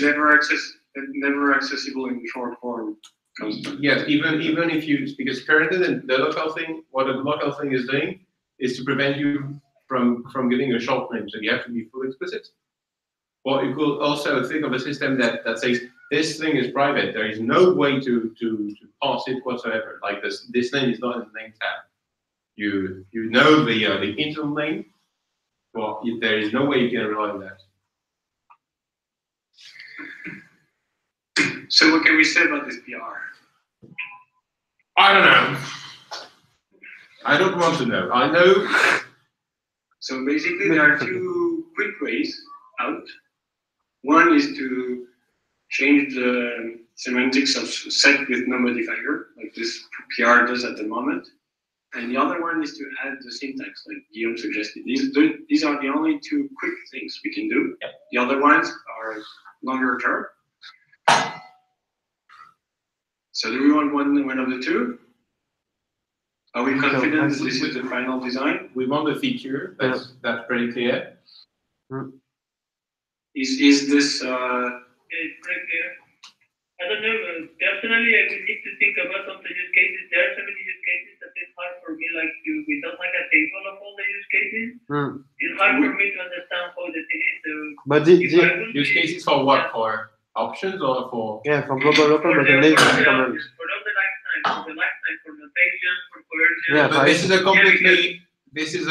a completely off-limit problem. Like we won't solve it in any reasonable. But if you do the export thing, you are pretty sure you're not breaking as much, and leaving the global, deprecate the global. Just for set. Export set is going to break 0 things because there is no way to call a module set. But by the way, but the thing is important we get this right, because what we cannot do to get this wrong again is will be a help for users. If of course we should put more work on this, but if the users they have to leave another release with the current system, MPI people they can use Node, for instance, to hack around the option setting. I know it's not the best in Node, but okay, but it's a great help. Okay, well, I mean, you can do loads of option files. It's not principal. Okay. So what? Okay. I would name basically what to do is to look at all commands, check the behavior of their default modifier, and flag this command in the short list when it is not the same as the new. But define the same. Define the same, because if there were an easy way to define the same behavior with respect to closing things, then we would have implemented a system to do that easily. On top of that, like your layer saying yes, we've got a uniform way to. Yeah. But it's good to catalog them. Like every frigging implementation of a libobject is doing something. No, but okay. I think honestly, okay, you're mixing two things. The implementation is what it is. Basically, the implementation guarantees that everything is going to diverge. So don't look at the implementation. Don't look at the implementation. So what I meant is at the intended semantics of the default modifier Yeah, I think it's So is the default, is the intended semantics of hints to be global? No, it's another site. Yep. No, but we make a list of, okay, But that's one of we them. can do that seriously for once. Right. So it's easy, okay. This is changing the default modifier of set. Right. Now we are asking ourselves, does this go in the right direction in terms of design? With hints, we respect the same. So we take all I think commands, so. we look at Instances, the coefficients. semantics of the default behavior, and we check that it is the same as this new behavior, which is to survive. I mean, to be active only on the import, but survive. Does it survive sections? Yeah, it survives sections and not. That's section. Okay, that's anyway. another problem that is interesting in. What does this PR do? This makes it survive sections. Like if you write set something, it survives section and is imported at module time. So it's not like hints. I mean, we make a list of things that. Yeah, hints you have to put global into that. And we make sure, that all these cases are also things we want to change in the same way, more or less. Yep. Okay. So that we don't introduce more inconsistency that is going to stay. Yeah. Yeah. But what is a bit scaring me is that I have a distinct memory of Pierre-Marie doing a table. I think I did at the something. last working group or introduced one, I don't remember. I think I did something like that. Sorry? No? Come on? I think I did something like that already. On the wiki? Yeah, we can Yeah, do it somewhere. alternatively in the wiki and have a look in tomorrow Yeah, but again. did you hear me? Yeah, okay. We can do it again, but I think we have to. Okay, I let me think we were open. looking. We did it some time ago, but I'm pretty sure we were trying to look at all behaviors of all commands. Yes, which is what I'm saying. Maybe this is not the right idea. We should have a look at the default behavior of all commands, and this we never did, as far as I know. Which is Little more repertory. better defined. But about what there is still some kind of combinatorial problem because we need to look at whether it's dying on sections, whether it's imported at module time, whether it's imported at reply time, whether blah blah blah. Yes. Okay. Yes. Fine. Sadly, Well, that's the those three things. Just a brief comment on Pierre-Marie, you were talking about implementation, but at least in order to improve the implementation a bit, I think it's a precondition to bring uniformity over all the behaviors. Then you can think of factorizing, right? I think we all agree that we want a uniform semantics and we just propose, right? I'm convinced you want a uniform design, but if the only implementation of the global thing we want as a design is completely broken, I'm not so sure that we want to make everything uniformly broken. Yeah. We may want to fix the implementation at the same time as we propagate it to all commands. Yeah, but I was referring more in the sense of because other implementation is very sketchy. You remember, for instance, mentions, you do a display of all the declarations. It's a bit strange. Yeah, okay. Sorry, but So can we do that collaboratively, the list of commands? Yeah, I'm It would be good if we I'm opening a file. work on it from 2 to 4 a.m. probably. I can Before set a that. bit, but I can set a bit, and then maybe we can try to have another discussion.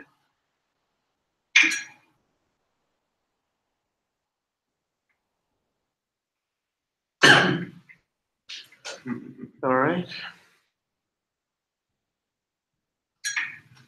Did we skip anything that we could discuss?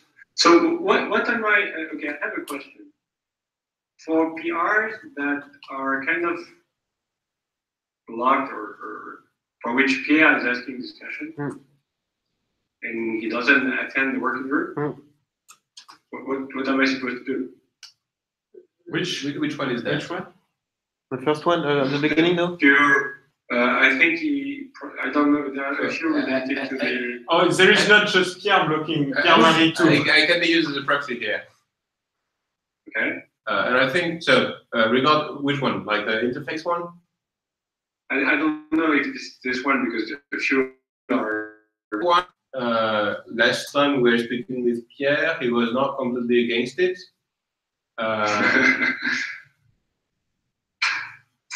It's. I think we should have a look at what. So in general, I think what we should have a look at what OCaml is doing, because we're very close to compiling. I doubt very much that this is the right approach. Yes, I mean in general at least. So I'm sorry, I have to put that correctly. I think the OCaml developers are far from being the best OCaml users. A clear example of that is the fact that they never packed compiled libs, for instance. This is is really not recommended. So we're thinking, oh, basically you write a compiler in OCaml, you have a flash in every single file. If you link against compilers and things like that. So, we are discussing 6664? No, 6512. Yeah, but it diverged to the other one. 6512. Ah, okay. Yeah, so go ahead, yeah, because they're related. Okay. Yeah, the one you like. It broke. Yeah, it broke. So I think Pierre Letouze was not completely against that one. Personally, I'm not against it either. Just it's just undoing what we did at some point. Yeah. That's the main concern. When I see something that and does something that we did in the past, I usually like to have a recap of the motivations at that time to make sure we take them into account. So what were the motivations for introducing this folder?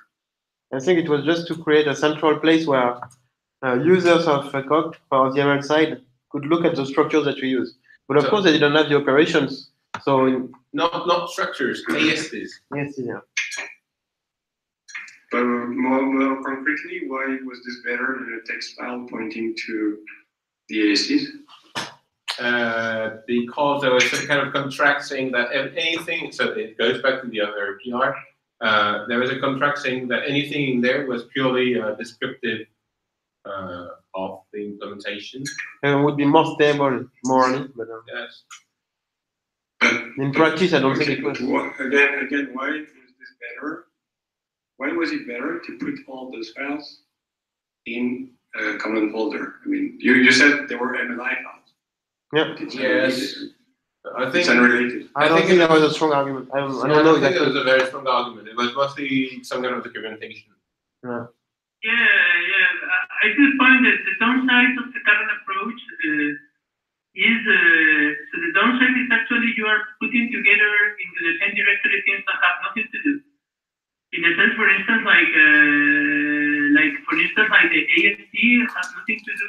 If you want to speak of a bit modularly, like the AST for expressions has nothing to do with the block constant. That's true, but Pierre Letouze has a very good counter argument to that, which is that a compiler is something that translates an AST to another one. So when you take a module-centric point of view, you look at the components. Components are already on the boundary of ASTs. They are like a There's the boundaries of the different phases, basically. And what conclusion is drawn from that? That an interface file doesn't, like an AST file, doesn't belong to a particular component. They are in between the components. It's very strange because usually an AST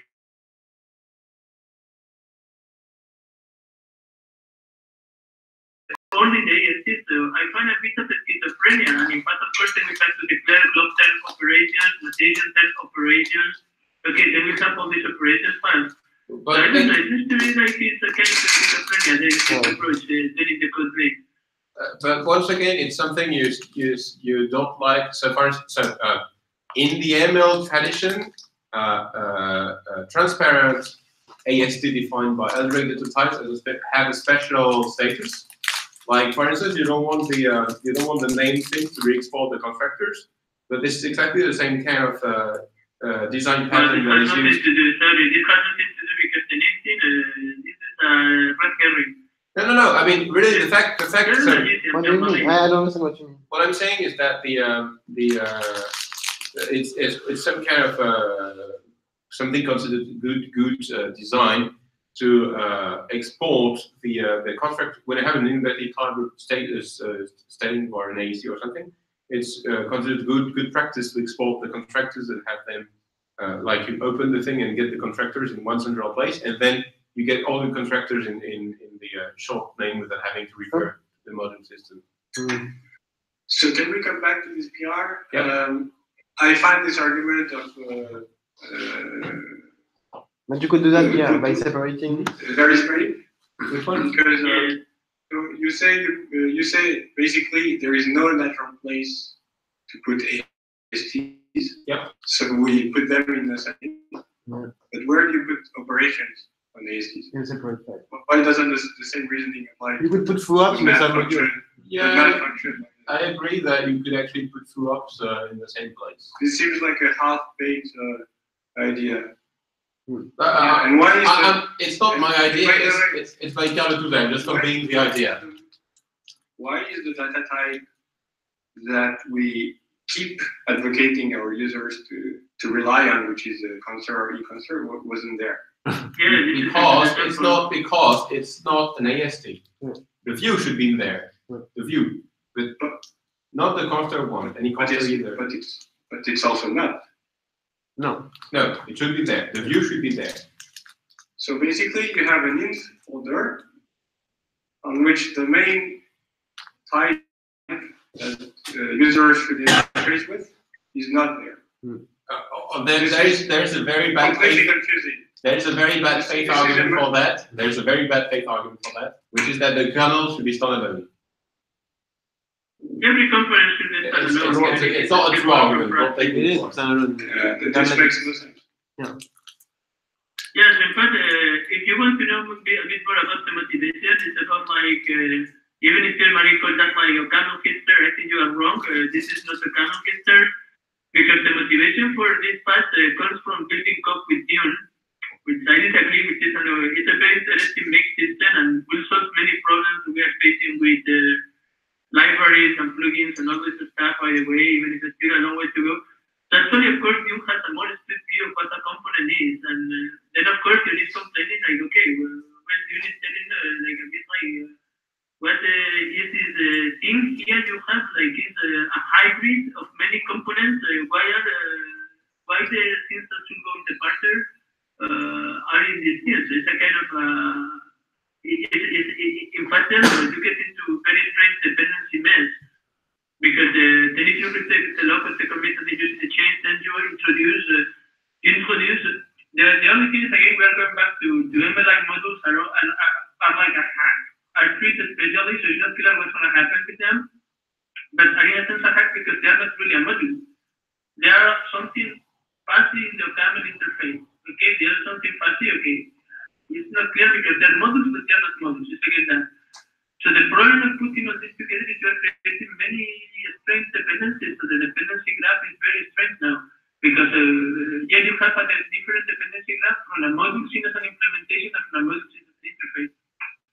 So I don't know, modern OCaml, and I think it's a simpler way is treating modules as a single unit. Both the interface and the implementation are the same thing. Like Haskell modules. So if Haskell modules, as we say, Haskell modules, you don't have a duplication of that.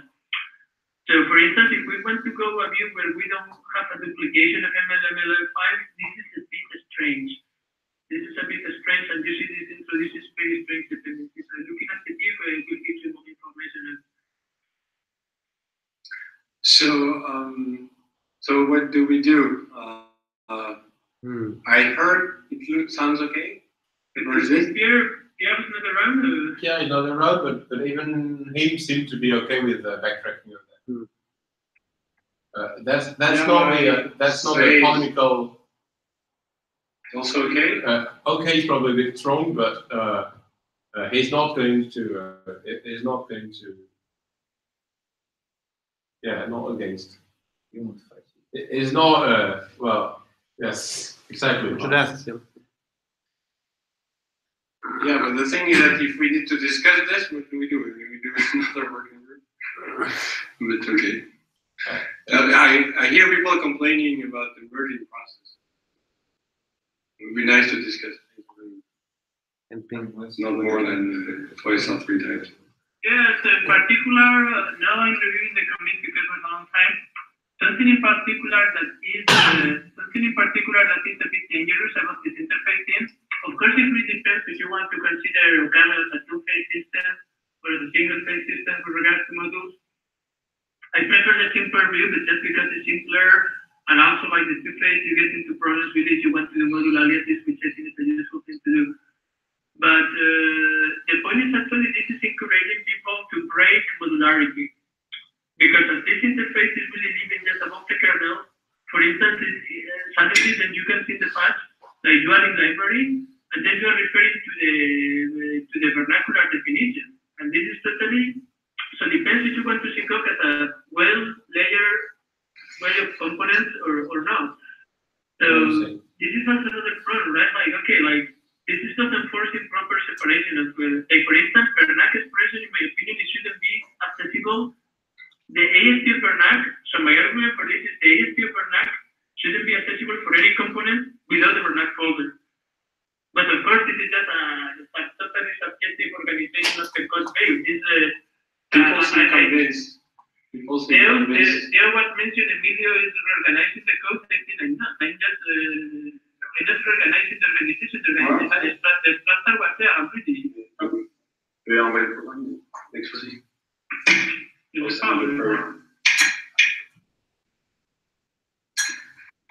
Okay, maybe time for a flame war.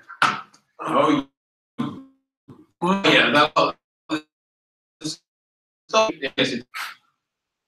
Duplicate conflict of the. So I'm complaining about I'm complaining about this PR because it's precisely going against an intended behavior of the thing. Like, we want the short names to be available without having to require or to bring in scope all the crazy functions that are named with a short name. So what, can you look at show the code? What is the impact? Everything. So Emilio, what is the motivation for this pull request? Okay, let me bring. So the motivation is actually we have it's again like we have type aliases here. And yes, it's the motivation to type aliases. So there's a strong motivation there. But removing type aliases is an action, not the motivation. What is the motivation? Well, the motivation is just to, for instance, to make my things a bit more canonical. It's a continuation of that. But actually, I have to know that there might be potentially an inconsistency here, because then the details that, for instance, name is inside the names module. The detail, so here then it's a bit unfair. It's a bit unfair to complement that because, for instance, what happens about global reference? Global reference is not enjoying the freedom that name is enjoying. Yes, it is. Okay, so everybody requires open blob names, and then I get it. Nobody writes blob name blah except crazy people. Okay, then you can open name, but okay. Yeah, but that's why not what you want.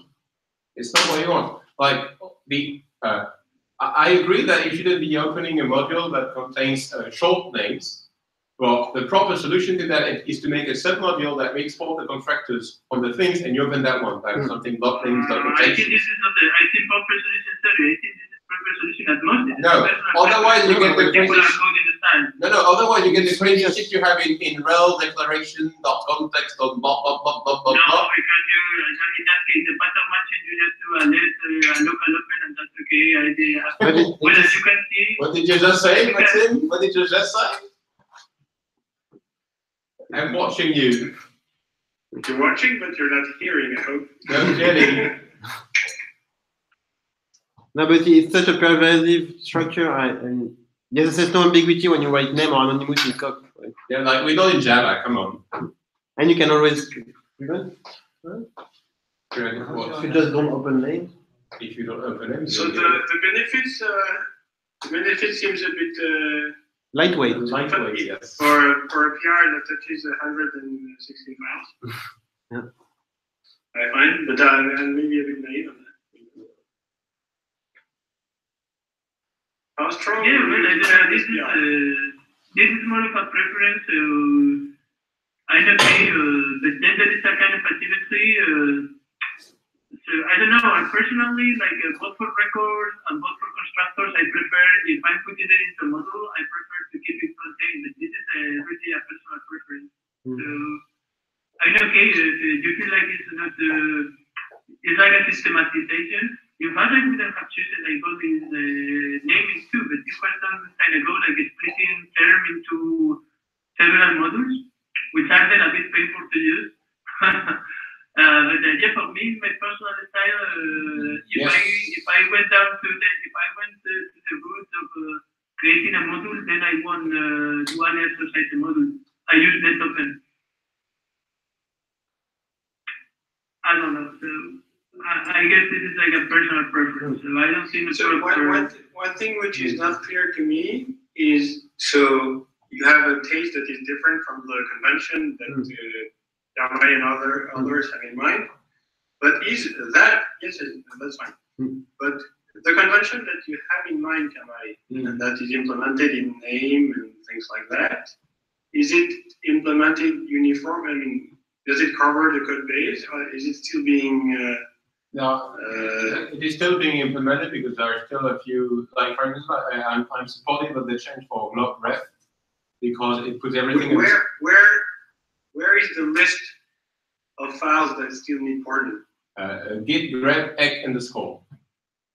No, so I think what I'm trying to say is that, you know, maybe we don't want to change the direction that has already been taken, but the effort, the porting effort. I mean, it's not clear to me if you're going to do it or not, or if we should do it. If you should do what files we should start with. How do we attract that? So an issue, at least an issue, a GitHub issue, saying what this has to be done and what you're personally going to do. Yeah. Because I may be wrong, but I think this effort started quite a long time ago. Yes. The name one was the most pressing one because it was spread all over the place, and that was like the structures that were mostly used everywhere. Yeah. So does it mean it's a change that is hard to make, or that there were shortcomings to this convention that we didn't foresee? Or? It's just that it takes time because I don't have the. I would like to have a way to refactor in an easy way. I don't know how to do that probably with my Fiddle. Yeah, but the main problem is for Conster. What are you going to do for Conster? Are you going to wrap Conster into a different module? So Conster is a bit different for two reasons. Conster is used in the kernel, and we want the kernel to be as lightweight as possible. So all the functions. Names is also in the kernel? Yes, that's true. But names, the function used in names. No, the function used in names are all used in the kernel except for debug. Conster. The old term thing contains like a crap load of functions that have nothing to do in the kernel. Like, like many. So many. Are you saying we are not going to follow the same naming convention depending on whether it has nothing to do. Functions are in the kernel or not? No, it has nothing to do with naming conventions. In names, every module that defines a data type is expected to provide a few basic functions like equality, comparison. That's about it. And Conster should provide them too because it's used in many it's used in the functors. Huh? What do you mean? It should be a module. Yeah, okay, names are standardized. Yeah, but the problem thing with your approach is that then names I cannot. Then I decide to split names in two files. Then it's not possible to do this. Yes.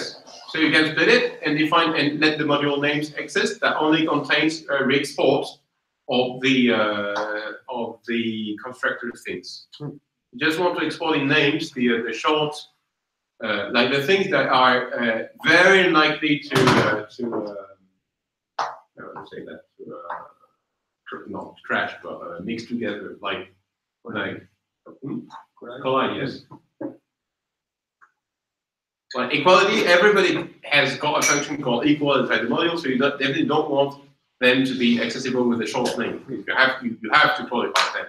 But when you manipulate an indexed data type, then you definitely want to be able to give a short name to the constructors because they are usually explicit enough. So even most of the time they actually contain the like if you look at tag expert, you get tag something, tag blah. So it's already using. This is what you do open, but this is you do open constant, and this is what you do. Why you no, because if you do that, for the rest. so if you so it's true that many We people. can do open names. I do open constant, open globe red. But if you do open names, you get practically nothing except deprecated stuff. If you do open constructor, you get a lot of shit you don't really want to see there. And this is actually one of the reasons for the separation between counter and terms, like things that shouldn't be there, like you don't want to see when you. Okay, I think we're talking a bit in the abstract here. Mm-hmm. So what I see is that there seems to be an existing convention that is still not applied uniformly in the code base. Yes. So unless we have a very strong motivation, I think we're going to change that.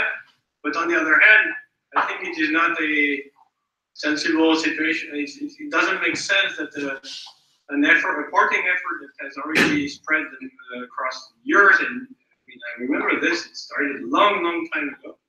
So it's clearly a priority to document the convention and the remaining steps for the porting and get it done. Because otherwise we're never going to reach the uniformity. Also, something I'm worried is about the approach we're having about the state of the kernel. I think this is like, nobody cares about the size of the kernel. These things shouldn't be in the kernel, and sometimes by not putting more things in the kernel, we're making the life of developers very bad, or we are making documentation bad. Or so, for instance, we have Conster and the UTSD functions for Conster, then we put it in other place. I'm not sure this is the proper trade-off. So like this minimization, I'm not sure this is well guided like this minimization at work. It's true. It's true that it has a lot. It introduces a lot of noise in the implementation, but it's not true that no one cares about. I receive on a regular basis emails of people who've been interested in proofs of false and stuff like that. Who ask what is the size of the kernel. So it's not a technical thing, but it's still a valuable marketing argument, or you can put it. Yeah, but you have the checker. You have the checker for that, right? Selling the checker is just lying. Okay. Well, it's a subset of the kernel that is used in the checking. It's a copy of the kernel. It's a copy of the kernel without useful things for developers. No, but it doesn't solve your problem, because if you put stuff back in the kernel, it will be put back in the checker because it's a copy. So it's not going to solve. So yeah, I mean, let's postpone this to 8.9 and see what is going on with the convention. Well, I would prefer to close this for now, and we can reopen if we're not satisfied with the. Okay, we'll close it if you want. Yeah, think about my statistics. When people complain I don't merge. Yeah, you can close this. But yeah, we have some inconsistency. Like really, this is. Yeah. I wrote this, right? Yes, I saw that. Okay. But you didn't swear. Right.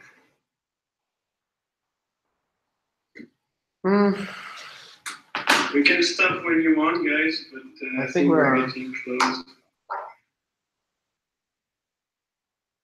Maybe an easy one. An easy one. We like an easy one. Did you want to discuss this one, Emilio? Which one? 6524. Again? 6524. Honestly, I propose, this is the problem with printing, but it's a very long discussion. Okay, so not for now. Tomorrow probably maybe if you want to discuss it, I'm okay with postponing this. This can be postponed to 8.9 if this is your worry. And if you want to discuss it, it's a different discussion about again the organization of printing the code base and what are the layers, and if you're in the kernel, what kind of printers you can use. So yeah, I think it's a long discussion. Maybe I don't know. And that without Hugo, actually without Hugo, it's not very easy to do honestly. One which was already split in half and half of it was merged is this one, and this was mostly with Kamari, I think. Maybe that's right. Yes. So what should we do in the end with that? So you cannot remove an F-enter easily? You can remove it from the code and then get random bugs that manifest sometimes when the phase of the moon is full. And then So there is basically there are two things we want to do. Many One is to breakage, remove the both- NFNers, and the other one is to port everything to constant. Yep. And the question is in which order we want to do it. I think Inverse it I would say concurrently. Mm. Like we need to support the stuff that is relying on something, and as soon as we remove all the unset code, then we can actually remove the NFNer corresponding. But it's very hard to analyze. Not necessarily. Like I type check it firm, then I can't remove it. Can't you do runtime checks when you have an error? like what? What do you check? Uh, That the thing is behaving the same as if you did the NFNter? yes. How do you check that? But you do both and you compare. Yeah. And you compare what? The output. And And if it was polyfunctional, you could do that. We just compare two even maps. no, it's not going to work. No, Like, but- if you return a boolean, that's fine. But if you return a higher order function doing something, or you no. But I mean, So how I'm bad- supposing it's how in bad an is it? F-enter, so I think that just There is some tactics. Remember, tactics are higher order things. attack. Emilio, you should Yeah. read this, but Oh, just yeah. Yeah, but what? yeah.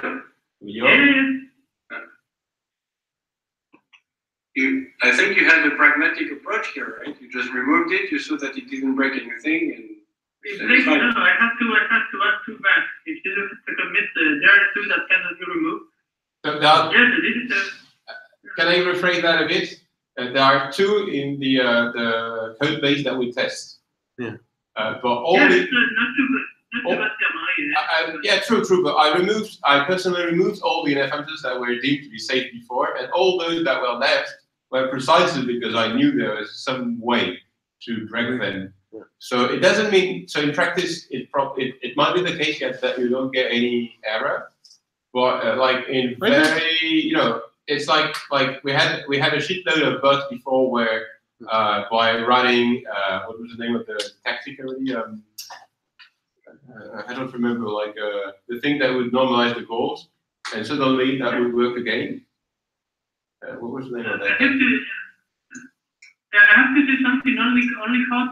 If you remove all of them, the full trade passes back hot. So hot is still some strength in. Yeah. So maybe we are not so far of having like and yeah, maybe this is like putting pressure, right? This is like putting pressure on people to fix bugs. Yeah. So yeah, I don't know. yeah, but it's not working well because the only guy who puts pressure on is me because I have an open PR that stays there. It's okay, it's not open PR. The problem with that approach is that I would be actually okay if there were a way to be really sure to find back the place where things go wrong. Yeah. But that's not the case here. By removing the normalization somewhere, you can get a complete random effect like gasoline lines, like something that has almost nothing to do with the flow of control, just because, and that's probably what you actually witnessed in your bugs. Like the effect is highly non-local. You could, if you had two words in the program, you could compare them. You could, yes. On the two bugs you saw, Emilio, I think they were related to how was the problem manifesting concretely? like a static fading because found a harmonious. I I think it's kind of documented somewhere. The very dangerous thing is that you get a tactic that works for a reason, you don't know why it works. You change this, and now it fails because somewhere there's an event that hasn't been traced, and suddenly it means that somewhere somebody relied on that behavior that is completely like. So it could introduce reliance on bugs. Oh yes. User code. Oh yes. And that's a strong argument against it, I think. Yeah, well, okay. There is no easy way out. Yeah. Like we're going to suffer to port the remaining part anyway. But we're very close. Yeah, but given that it relies on that, so yeah, but who knows? Maybe it's reducing the reliance on bats on the other side. I don't know. Let's see. I think this is okay to be postponed because in this status of the code base, we get some performance, but. But we will gain the performance anyway at the end when we get rid of the. So that's okay. Maxim is not. It doesn't agree, but in practice, call by name doesn't really matter in that case. In practice, clearly, what we see is that removing. Yeah, no, I agree with that. I agree. But for instance, here you have the 2 points, so maybe. Yeah, the thing is that fixed should be already imported, so this is not given enough priority, like, yes. Yeah, I was going to say that, yeah. At this rate in 2020, that fixed one is still reported, so, and it has a less rate of 14, so. Who's leading reporting? Is it you, Gabriel? I do it when I can. I'm not sure I'm leading it. Enrico is not here anymore, but thankfully he ported the parts of this reflex. And then there are horrors in the plugins that are still there, and we need to read them at some point. Yeah. Do we have an idea of the like the congruence stuff? Congruence? I think I plotted it. It's okay. I think I did it. I'm not sure. Actually, I think there is even a possibility. So it's even a possibility. I will bet that some of the other patches fixing some other stuff, like the one about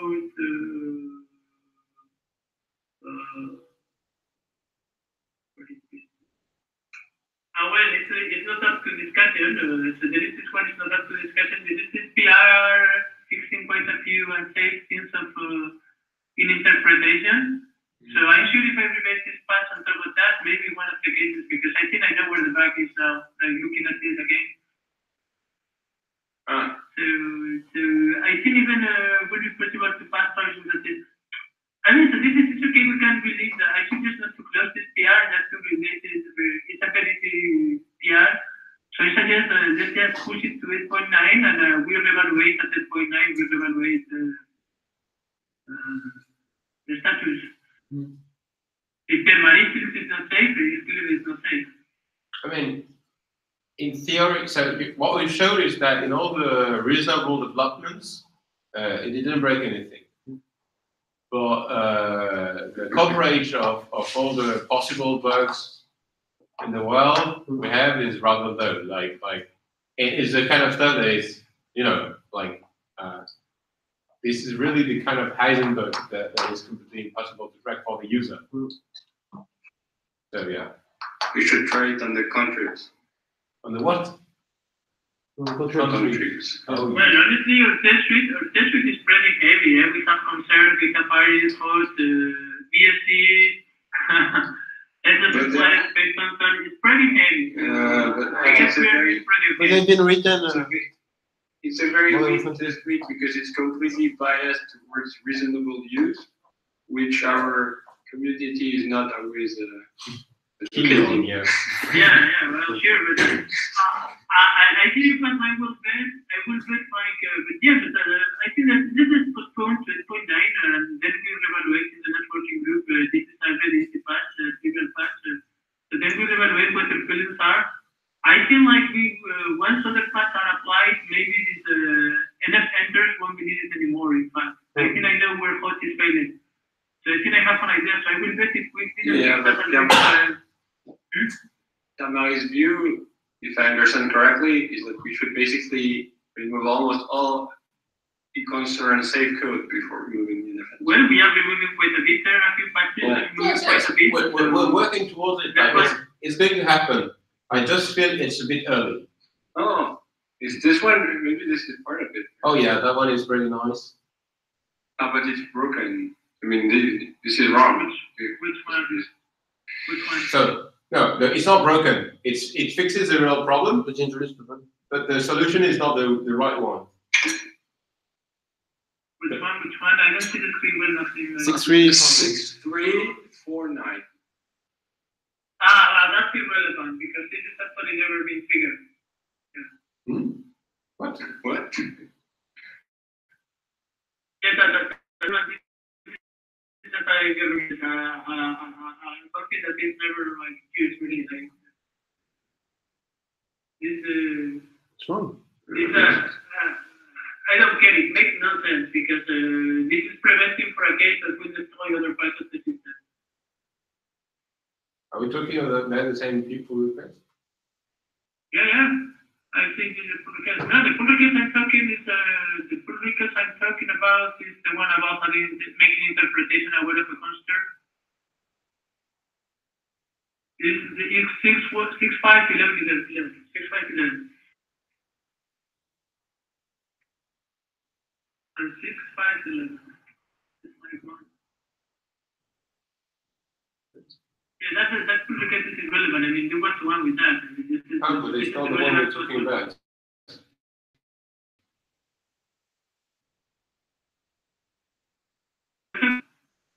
I don't know. That one was the one. I mean, really, it's a different like 6511. Yeah. This is like a key one. This is a key one, in fact, to eliminate. I didn't try, but I'm sure this should help with bugs with fundamental statements. Because interpretation is called on open terms. It doesn't seem to need discussion, does it? No, it just needs a bit more advice because it's very complicated. It's a bit complicated, so it needs some expert people to really look at it carefully. So really, we went through 2 reviews. So this has come back to 2 reviews but yes, I think we want to do an extra pass, otherwise merge assist, but yeah. This is another thing that should disappear. Most of the time, that doesn't mean always. This one is taking about implicit arguments, the consters, the too many parts of the system that are not aware of a conster. And yes, it's all this stuff is fixed. Yeah, what's the problem with that one? Like, what's the problem with this PR? I don't think there is a problem. Maybe Emilio wants more reviews. We are touching very critical parts of interpretation and implicit arguments. Yeah. I think this needs careful review by people more expert than me in this area. But there's they reviewed Hugo, Pierre-Marie, and Gaëtan. Yes, it's already gone through 2 pages, so it's much better than the first version, but I think it still should have a bit more of review of the new version. And is the red? This is because people didn't merge the PRs of the other. So the problem is that just because of that? Yeah, it's passed. Really? Even about Unimath? Unimath has problems at the moment, so yeah. This has been green for a while. This has gone to 20 rebates. It has been green all the time, a long time ago. All right. So what? Okay.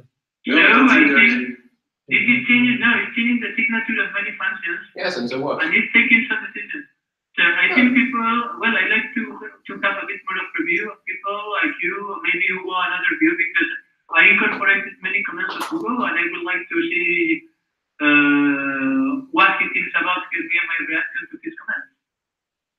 So yes, of course it can be delayed, but the more we can do before merging, the better.